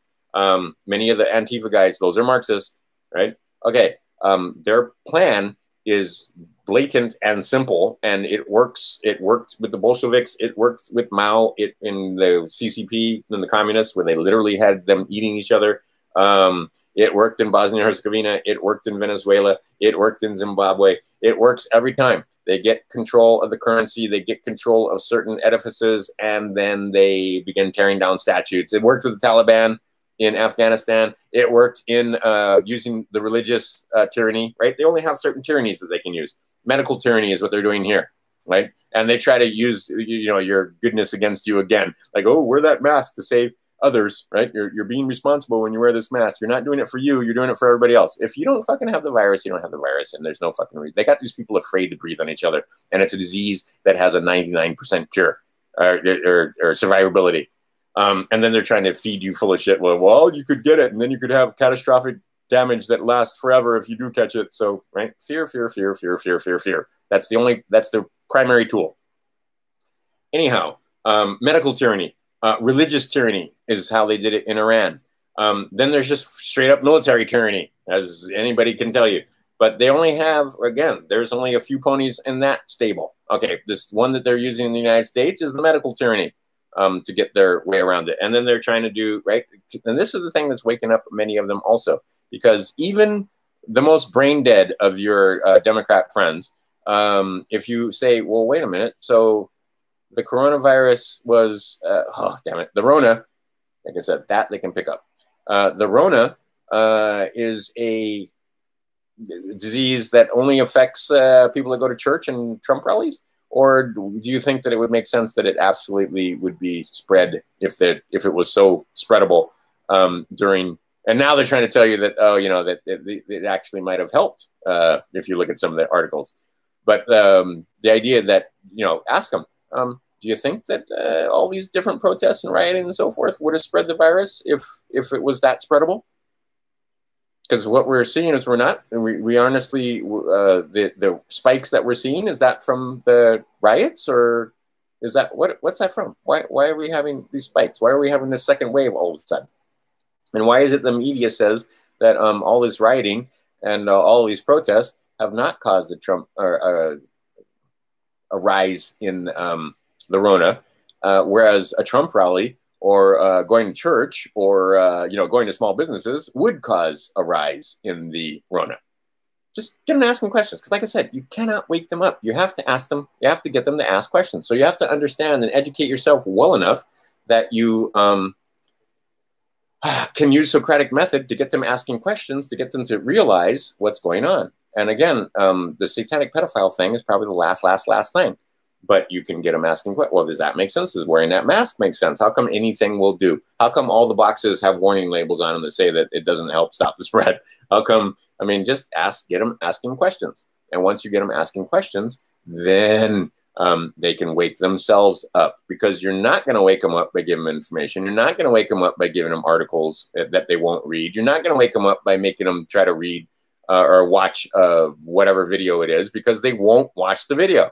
Their cognitive dissonance won't let them. I had a woman that was asking some questions, and I sent her videos, and she, in the very beginning, there's some commercials, because they all have a couple commercials. And she's like, oh, I can't watch that. It's got too many commercials. I'm like, it's fucking YouTube. You can skip the commercials. She just didn't want to watch it because it was causing her cognitive dissonance to kick up. And so you can't get them to watch videos. You can't get them to read. As you well know, these are the most ignorant, fucked up, stupid people you're going to run up against. They're good. They're good people. Make no mistake. But when it comes to being informed, no, they want it spoon-fed to them. They want to turn on the TV, sit back. Oh, look at me. That's how old I am. When you actually walk up to the TV and turn the fucking thing on. Now, they want to turn. This is me with my remote now. There's my imaginary remote. Anyway. Yeah, I'm fucking old. Anyway, they want to turn, because I don't ever turn on the TV. There's no, the TV in this house never turns on, and it's not connected to cable anyway. I just have an old big ass TV sitting here that basically in the last 12 months, I turn it on once in a while just to keep the circuit board from rotting. But anyway, turn on their TV and flip around the channels. CNN, they can't watch Fox. Oh, and even Fox is bullshit. But I mean, they can't watch Fox, so they can only watch MSNBC and CNN and whatever sanctioned channels they are. And what do they get? Fear, fear, fear. They get a very well-packaged story about whatever the fuck it is, whether it's the false flag that you called Floyd, or whether it's the false flag that we call the Rona, or whether it's the false flag that I mean, on and on, right? Okay. They don't want to do research. They don't want to have to find a YouTube channel. They don't want to have to sit through hours of people like me ranting. because it takes a while for you to explain all this stuff, right? They don't want, and again, thank you for the likes and so on. So like and subscribe. And I tell you, especially if you came in late, you can tune out. And then when I'm done, come back and watch it at 2 times speed. And then it takes a whole lot less time because I'm already going on 2 hours. And so instead of spending 2 hours of your life, you spend 1 hour of your life. There's a lot of stuff that I watch that's 3 hours long, 4 hours long. Because like I said, it takes a while to disseminate information when I'm doing it this slow, stupid way where I have to make sounds at you.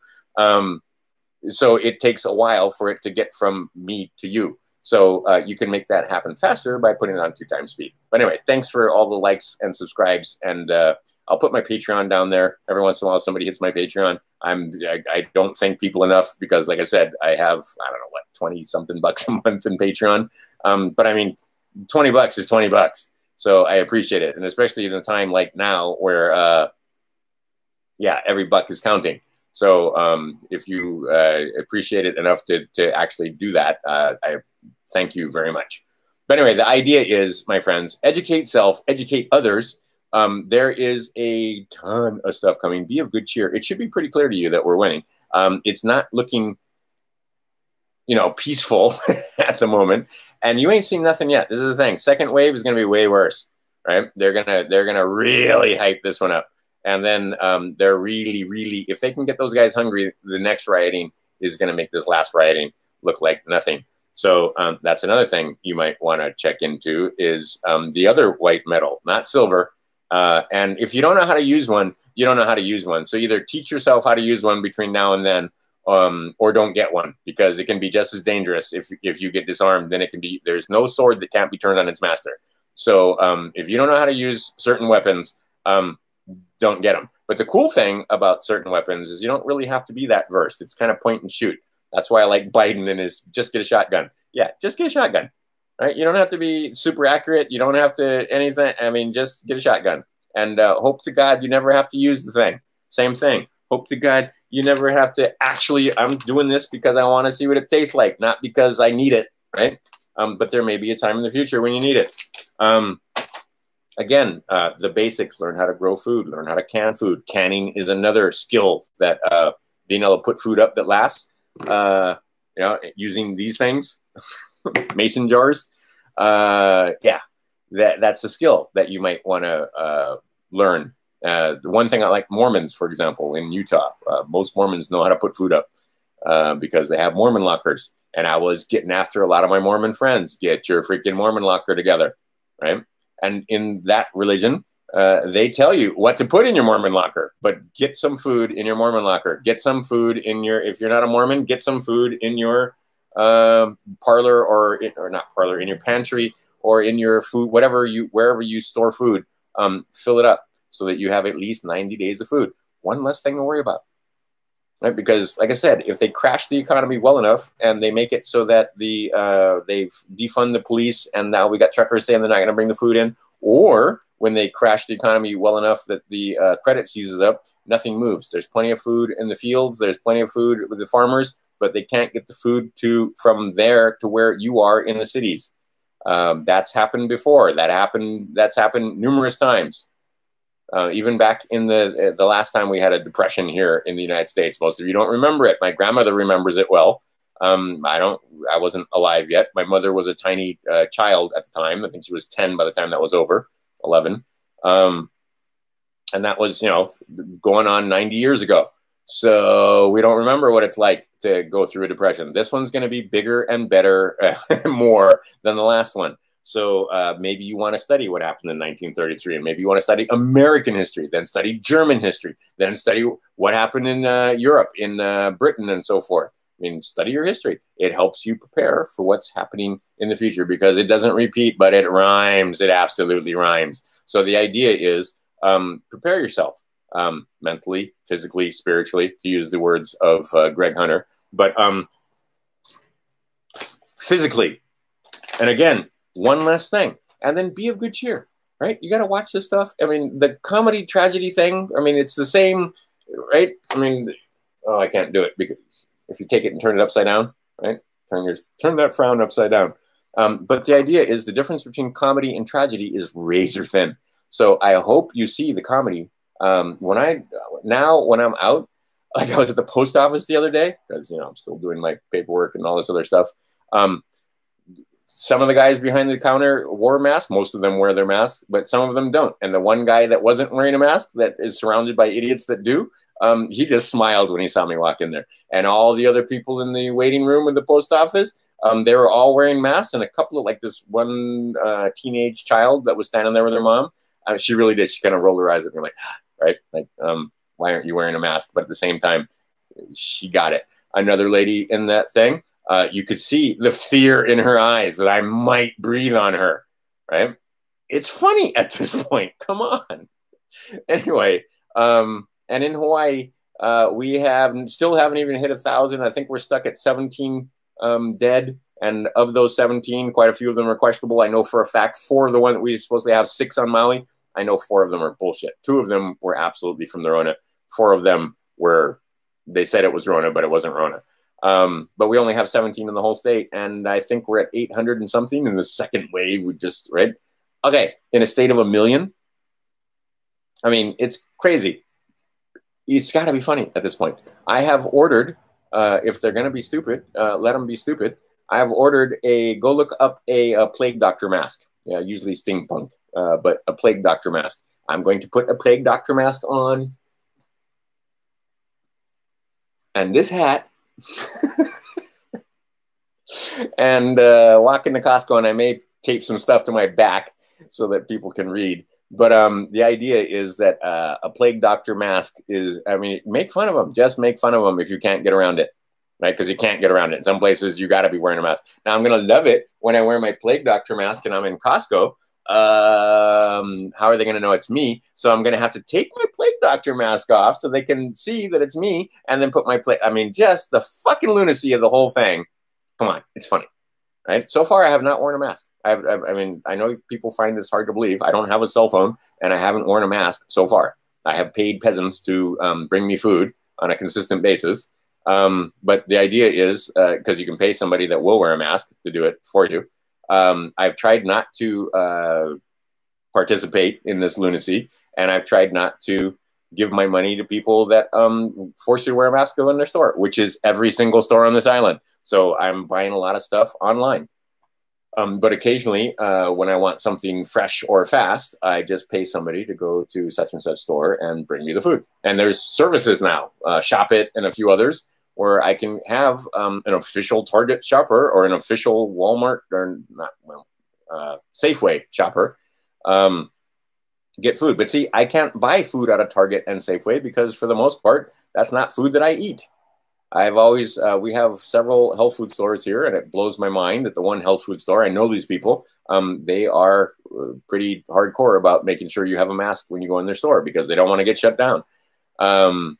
So I can't go into that store, but I won't give them money either. So kind of a catch-22 there. But like I said, when it comes to I mean, I don't shop in Whole Foods anyway. I mean, whole paycheck, that's just stupid. But the idea is every dollar that you spend, you have to figure out how you're going to spend every dollar. And I do not reward people that are stupid and want you to wear a mask. I just won't do it. So I'm not really boycotting, but at the same time, I hate ordering, well, not hate, but I don't want to particularly order stuff off of from the big box companies because that's the fucking point, right? They don't want you ordering from mom and pop. They want your dollars. And it's turning out, and we see now how many billions of dollars that is, right? And like I said, Trump, now your friend, he in on it. He could be stopping this lunacy. He could have easily called out the National Guard. He could have easily, but no, he just kind of stands there and listens to these idiots talk because the plan supposedly is for you and me to see, like we didn't already see this, that, give the Democrats a flag and they'll wave it, right? Give them any kind of power and they will use their power, and you can see them using their power not for good. You can see United States Corporation, State of Hawaii Corporation, California, right? State of California Corporation, State of Washington Corporation, State of New York Corporation, all of them exceeding their bounds, violating their oaths of office, violating their own constitutions, violating their gubernatorial licenses, violating the mayoral licenses, with a reckless abandon, and they could give a fuck about you and about anything. But, you know, because the idea was it's a concerted plan. Many of them are in the hip pocket of foreign nations. That would be treason, by the way, because those foreign nations are conducting asymmetrical warfare here on U.S. soil that basically, because they understand the very simple concept that they couldn't land troops here, so they're getting us to do it ourselves. Right? So remember that when you're trying to wake your friends up and when they make you insane, like they make me insane, because, you know, you have to be a constitutional scholar to understand the First Amendment. And, you know, they repeat constantly because they can't do actuarial science. So look up actuarial science. That's a very simple mathematics that says the longer we stay locked down, you heard the sirens going by, the more people will die, the more problems there are going to be, the more money they make. Because again, with domestic violence up 400%, that's all bonded. That's all going to go to court. That's all going to make them money. Right? They make money. They make money. They make money on all of this. And when I say they, it's not just Democrats. It's not just Republicans. It's them. It's United States Corporation, which is made up of two parties at the moment, Republicans and Democrats, who are in cahoots to remove as much money from you as possible in as many ways as possible, and generally with your consent. Right? I'm telling you, Trump man ain't your friend, right? The other guys you can absolutely see are not your friends, but Trump man also not your friend because he plays right along. Like I said, all the regulations that he rolled back, did he roll back any regulations that had to do with the Fourth Amendment and your ability to travel through airports? Not a fucking one of those. Did he travel? I mean, on and on. I can go. It's a pretty long list. And this is the other thing. Out of this, in the same breath, I'll say this is probably one of the best presidents we've ever had. Like far and away. He's gotten more shit done against all odds than any other president I had in my lifetime, for damn sure. But at the same time, not your friend. Right? The game plan, you are still caught in the crossfire. Because he could basically be telling these governors, he could overrule them and say, no, you can't lock us down like this. But what he's saying is, no, states' rights. Your state has the right to do it, and he's correct. But again, it's not even set up the way you think. And again, they're trying to get you to pledge. And again, they're trying to get you to become a U.S. person so that you vote. And when you vote, that makes so that you need representation. So everything I'm talking about, collecting your bonds and getting the passports and all that kind of stuff, you can't do it if you're a U.S. person. You have to come out from under the whore of Babylon. It is a well-orchestrated plan to get as many citizens into citizenship of United States Corporation or California Corporation or Hawaii Corporation or whatever corporation you're in, whatever district you're in. The idea is, and all of that is inside the District of Columbia. Okay, last thing we're going to do. Talk about standing in your square. Then I'm out of here. I'm going on for too long. So there's your square. All right, now we're going to bust this square into 4 parts. Now you're going to be 4 square. What are those 4 squares? And then we're going to do this. All right, debits and credits, credits and debits. You got to understand that you're a square, and then now we start talking about this is yet another Masonic symbol and the black and white squares, and you'll see the black and white checkerboard and so on. But this is the basic square that you need to stand on. And you need to understand your debits and your credits and your credits and your debits, right? And that makes you 4 square.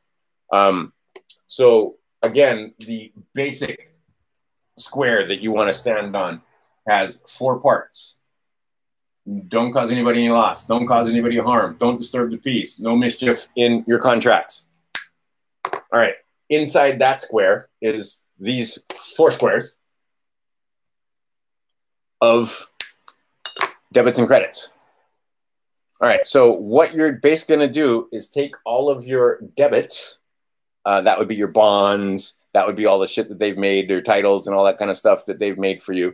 And you're going to move it from here into here. And, okay. And again, this is the above and below. I'm not explaining this well. I know it. But all right.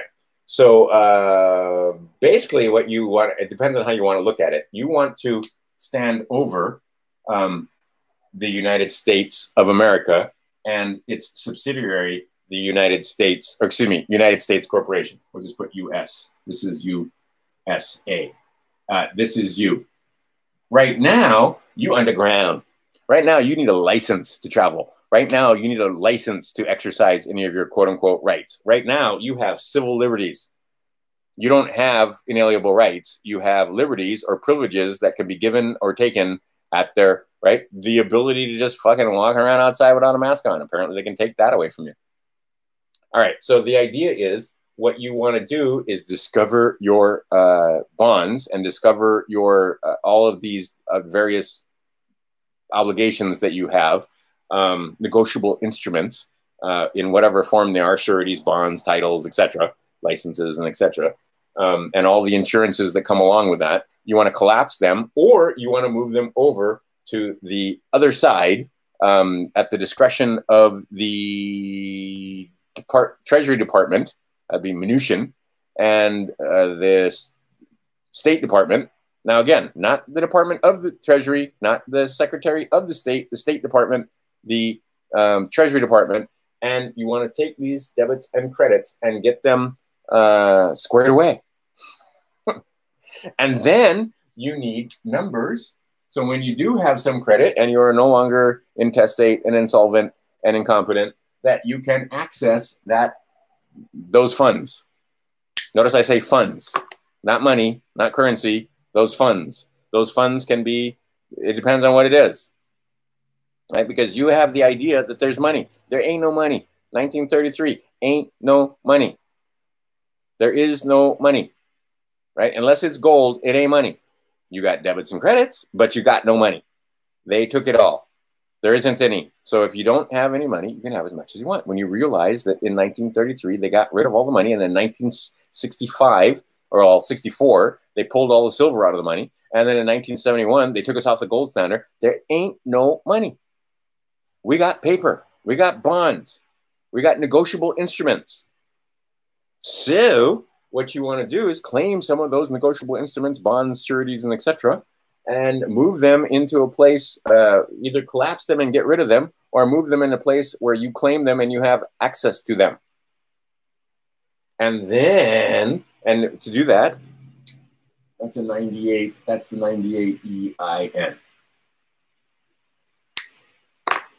Because otherwise, you're down here with the SSN, Social Security number, and that's a dead man's chest.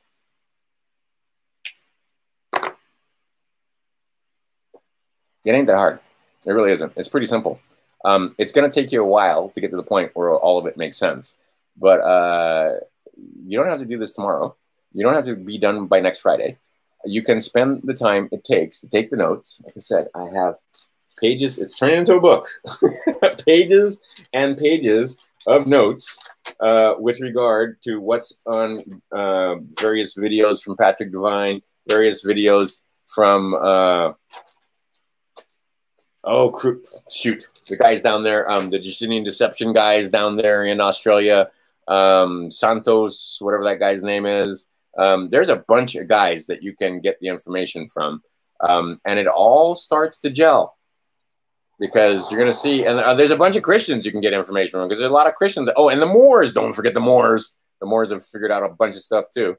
And some of that comes from taking, the Moors. Like I said, the Moors, education, education, education. Whenever I see a people or a group of people, and again, Christians also, that have sat down and started to read and started to question and started to figure out, wait a minute, and jive this information with that information, or figure out this Bible with this law, or figure out, oh, wait a minute, the Hermetic principles are codified in the Bible. Oh, wait a minute, who are these brotherhoods and so forth, and what do they say and what do they do, and how do you get around it?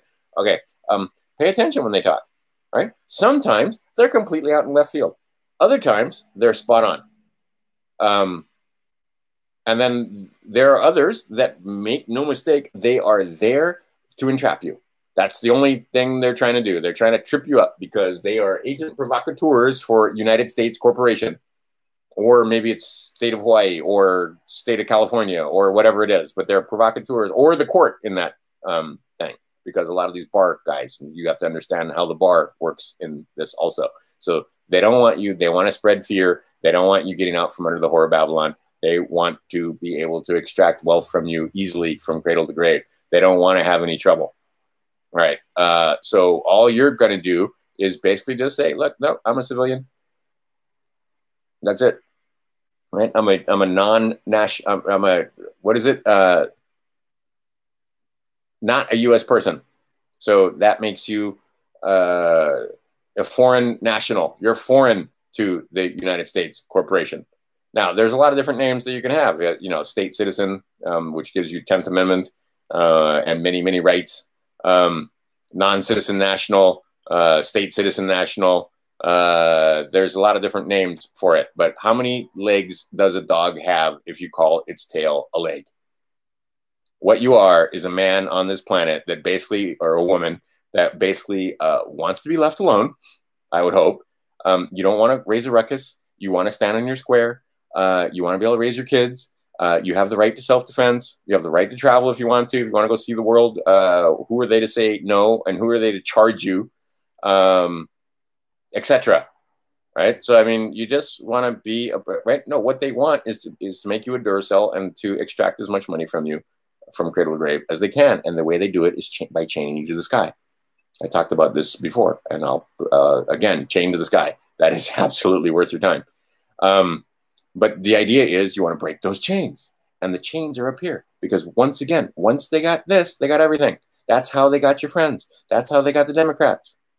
They got, and how do they program you? Light and sound, light and sound, light and sound. And they got you to program yourself. You flick on the TV and they tell you what it means. They tell you what happened, what it means, what to think about it, right? That, you know, if you're of this opinion, you're a good person. And if you're of that opinion, you're a bad person. They get control of your mind, because once they have control of your mind, they don't need to put chains on you physically. Okay? And once they have control of your mind, and once they get you into the habit of scrolling, and once they get you into the habit, now they can put stuff there and program you without even you knowing about it. Because the idea is that you'll scroll and you'll see whatever it is, the dog getting shot, or the woman getting stabbed, or the man getting beat up, or the old woman in the wheelchair getting beat up by a big black guy, or the whatever the fuck it is. And they know that that's going to cause issues in your gut. And that's going to cause you to be upset, offended, and afraid. And that's the position they want you in. They don't want you happy. They don't want you smiling. They don't. In fact, when I'm laughing, a lot of my friends are calling me callous and blah, blah. Yeah, you're right, because it should be so much better. I should be crying and upset and offended by all of this. I find it all, if you want to get on the huge spiritual thing, again, I'm a person of strange beliefs. So I believe you've always been here. You're always going to be here. You're never not going to be here. This thing can be burned. This thing can be drowned or cut or sliced into a million pieces or shot or hung. But the thing that's talking to you can't. That's always been here, always going to be here, never not going to be here. So when you begin to understand the enormity of that concept, the fact that they can't kill you, they can only kill your body. They can't get rid of your consciousness. You are part of the infinite consciousness. Forever and ever is a really long time. So it's really fun to pretend that this is your first time and your only time, and that all this matters so much, and that, right?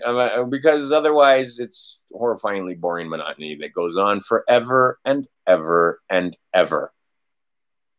So there are some of us that find all of this funny, because anybody that is that tells you that the people that satsang that do claim to be enlightened, or because like I don't at all claim to be enlightened at all, but those that do claim to be enlightened or do claim that they have achieved some kind of Kundalini rising or spiritual, whatever the fuck it is, they'll all tell you, or even just guys that do acid or guys that do ayahuasca, they'll tell you that this consciousness seems to be content and happy. Even the evildoers, even the ones that worship Lucifer and Saturn and so forth, they also seem to think that that consciousness is content and happy. And that consciousness, and if you look at the dark side, oh, it does have a very, very sick, twisted sense of humor. But it's funny. I mean, it is funny. But the idea is you have to realize that there's humor in these situations.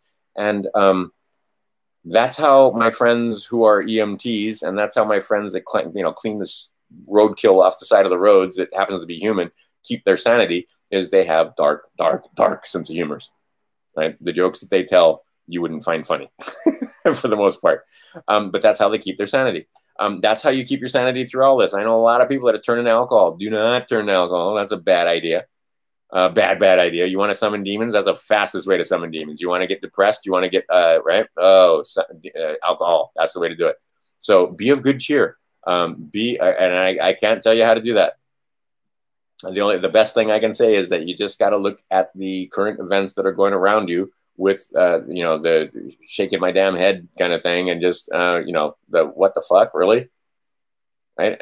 And you have to be able to see the humor in the situation, and you have to be able to laugh. This is the difference between myself and most of my friends who are my age and who have, I only grow this out every once in a while to see how it is. And you can see that for the most part, I don't have a silver beard. I do have some damage from having, dental work done, wherein they shot Novocaine and other chemicals in, and you can see where that stuff damaged the hair follicles and turned them gray. So I still have stuff to, mercury and so forth in my mouth to get rid of. But overall, the primary reason that my hair is, I don't use any hair color, right? And what did I do to my hair? I washed it and I combed it. I don't do any styling. Ain't no color in my hair. Ain't no Jerry curl, none of that shit. There are no products in my bathroom other than Dr. Bonner's is what I have in my bathroom. Because I'm of the old school. I don't spend money on that. And people think, oh no, you must have spent money to get like that, or you must have, you must use some kind of hair color. And no. My hair color is good nutrition, and I laugh a lot. My friends that don't laugh, they're all turning gray. My friends that are upset about this, and many of the Democrats are just so sick. I have Democrat friends. They've aged ridiculously in the last 3 years because of Trump, because they hate him so much. You know how much energy it takes to hate somebody? Right? And make sure I hate Democrats, but it doesn't consume me. It doesn't get to the point where, it makes me laugh what they do. Right? But these Democrats really, they've got Trump derangement syndrome. They hate Trump. They can't think straight. They hate Trump so much.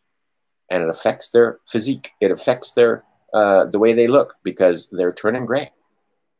Right? You want to stay young? Laugh. Sex is also helpful. I have an issue with that at the moment, because the person that I want to have sex with is far away and can't get on an airplane, and I can't get on an airplane. God, I have several friends like this where they're either it's their man or their woman is in a different state because of whatever it is and can't get to Hawaii. Again, because our governor has basically made it very difficult to travel, which is a fundamental right. And it has nothing to do with the fact that, like I said, are they testing for tuberculosis or Hep C or HIV? Nope, just the Rona.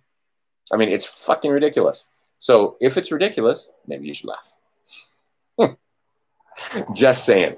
Be of good cheer, my friends. We're in the thick of it. It's not over at all. Like I said, we're nowhere near I told you so yet, but it's coming. I promise, it's coming. So be happy. This last arrest, when it comes to Maxwell, is just yet another sign that, they're doing the slow drip. Because, like I said, for us, this is painfully slow, but for a lot of your Democrat friends, things are happening really, really fast, and they're starting to get confused. So again, you can't wake them up. All you can do is get them to ask questions. So you need to educate yourself well enough that you can get them asking the questions that are going to lead to the conclusions that you want. Right? Because the truth is out there. And that's the other thing. Once they start asking questions, they might actually start doing some research. And here's the other thing. Like, one of the things that absolutely got me going, one of the first things way back in the late 80s, 90s, is when I figured out, wait a minute, this mathematics isn't as hard as they told it. Because this guy named Jerry Martinson taught me some mathematics, and I went, wait a minute, this stuff that I was having a hard time with is this easy? Because nobody showed me that it could be this easy. And you can go to my website and you can see all over the place. I have little kids doing math that you know, you would think that it would be 17, 18 years. I used to have arguments with PhDs from various universities about, oh, you can't really teach them this. They're just, no, actually you can. Okay, so that was the first thing. And then I used to have securities license, and I used to do tax planning and all that kind of stuff, stocks, bonds, mutual funds. I was a top guy in my organization and so forth, #1 in the state, selling when it came to dollar volume. I sat down on tables with guys like, oh, am I going to drop names? I'll drop a couple names. John Templeton, had lunch with that guy. I wasn't the only guy on the table. That was a round table. But I mean, all the top sellers for the Templeton funds got to sit there. And when that guy talked, shut the fuck up and listen. Because Templeton, if he was wrong, he wasn't wrong for long. Oh, I can name others. But I mean, you know, famous people that you've heard of in the financial industry and so forth. And then I ran across this thing that said the IRS is not a bona fide U.S. government agency and blah, they don't have a statute of creation and blah, blah, blah, blah, blah, blah, blah. And I found out that, yeah, sure as fuck, the United States, and see, that was me trying to debunk that. That was me trying desperately to preserve my, what's the word I want? But I mean, like I said, I had the licenses, and it's like, well, that's just fucking crazy talk. And the more I dug into it, the more I figured out, wait a minute, this is not a U.S. government agency. Wait a minute. Department of the Treasury. It doesn't say United States Department of the Treasury. It doesn't say. And then I found out the difference between Department of the Treasury and Treasury Department. And then it's, like I said, a snowball began to roll. So one of the things that happened for me personally is when I started figuring out, wait a minute, I don't owe these taxes. I mean, everybody else is paying these taxes, but wait a second. And then I started, and the more research I did, I ran into Sherry Jackson. I ran into, oh, really? I can see his name. I can see their faces. And see, I'm doing this so I won't remember. I'll put it down later on. But I mean, all these different people that were in the same boat as me that had tried to debunk these statements and found out, oops, turns out no.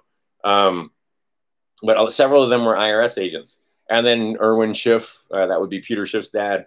And then Larkin Rose and Dan Meador, if you know who that is.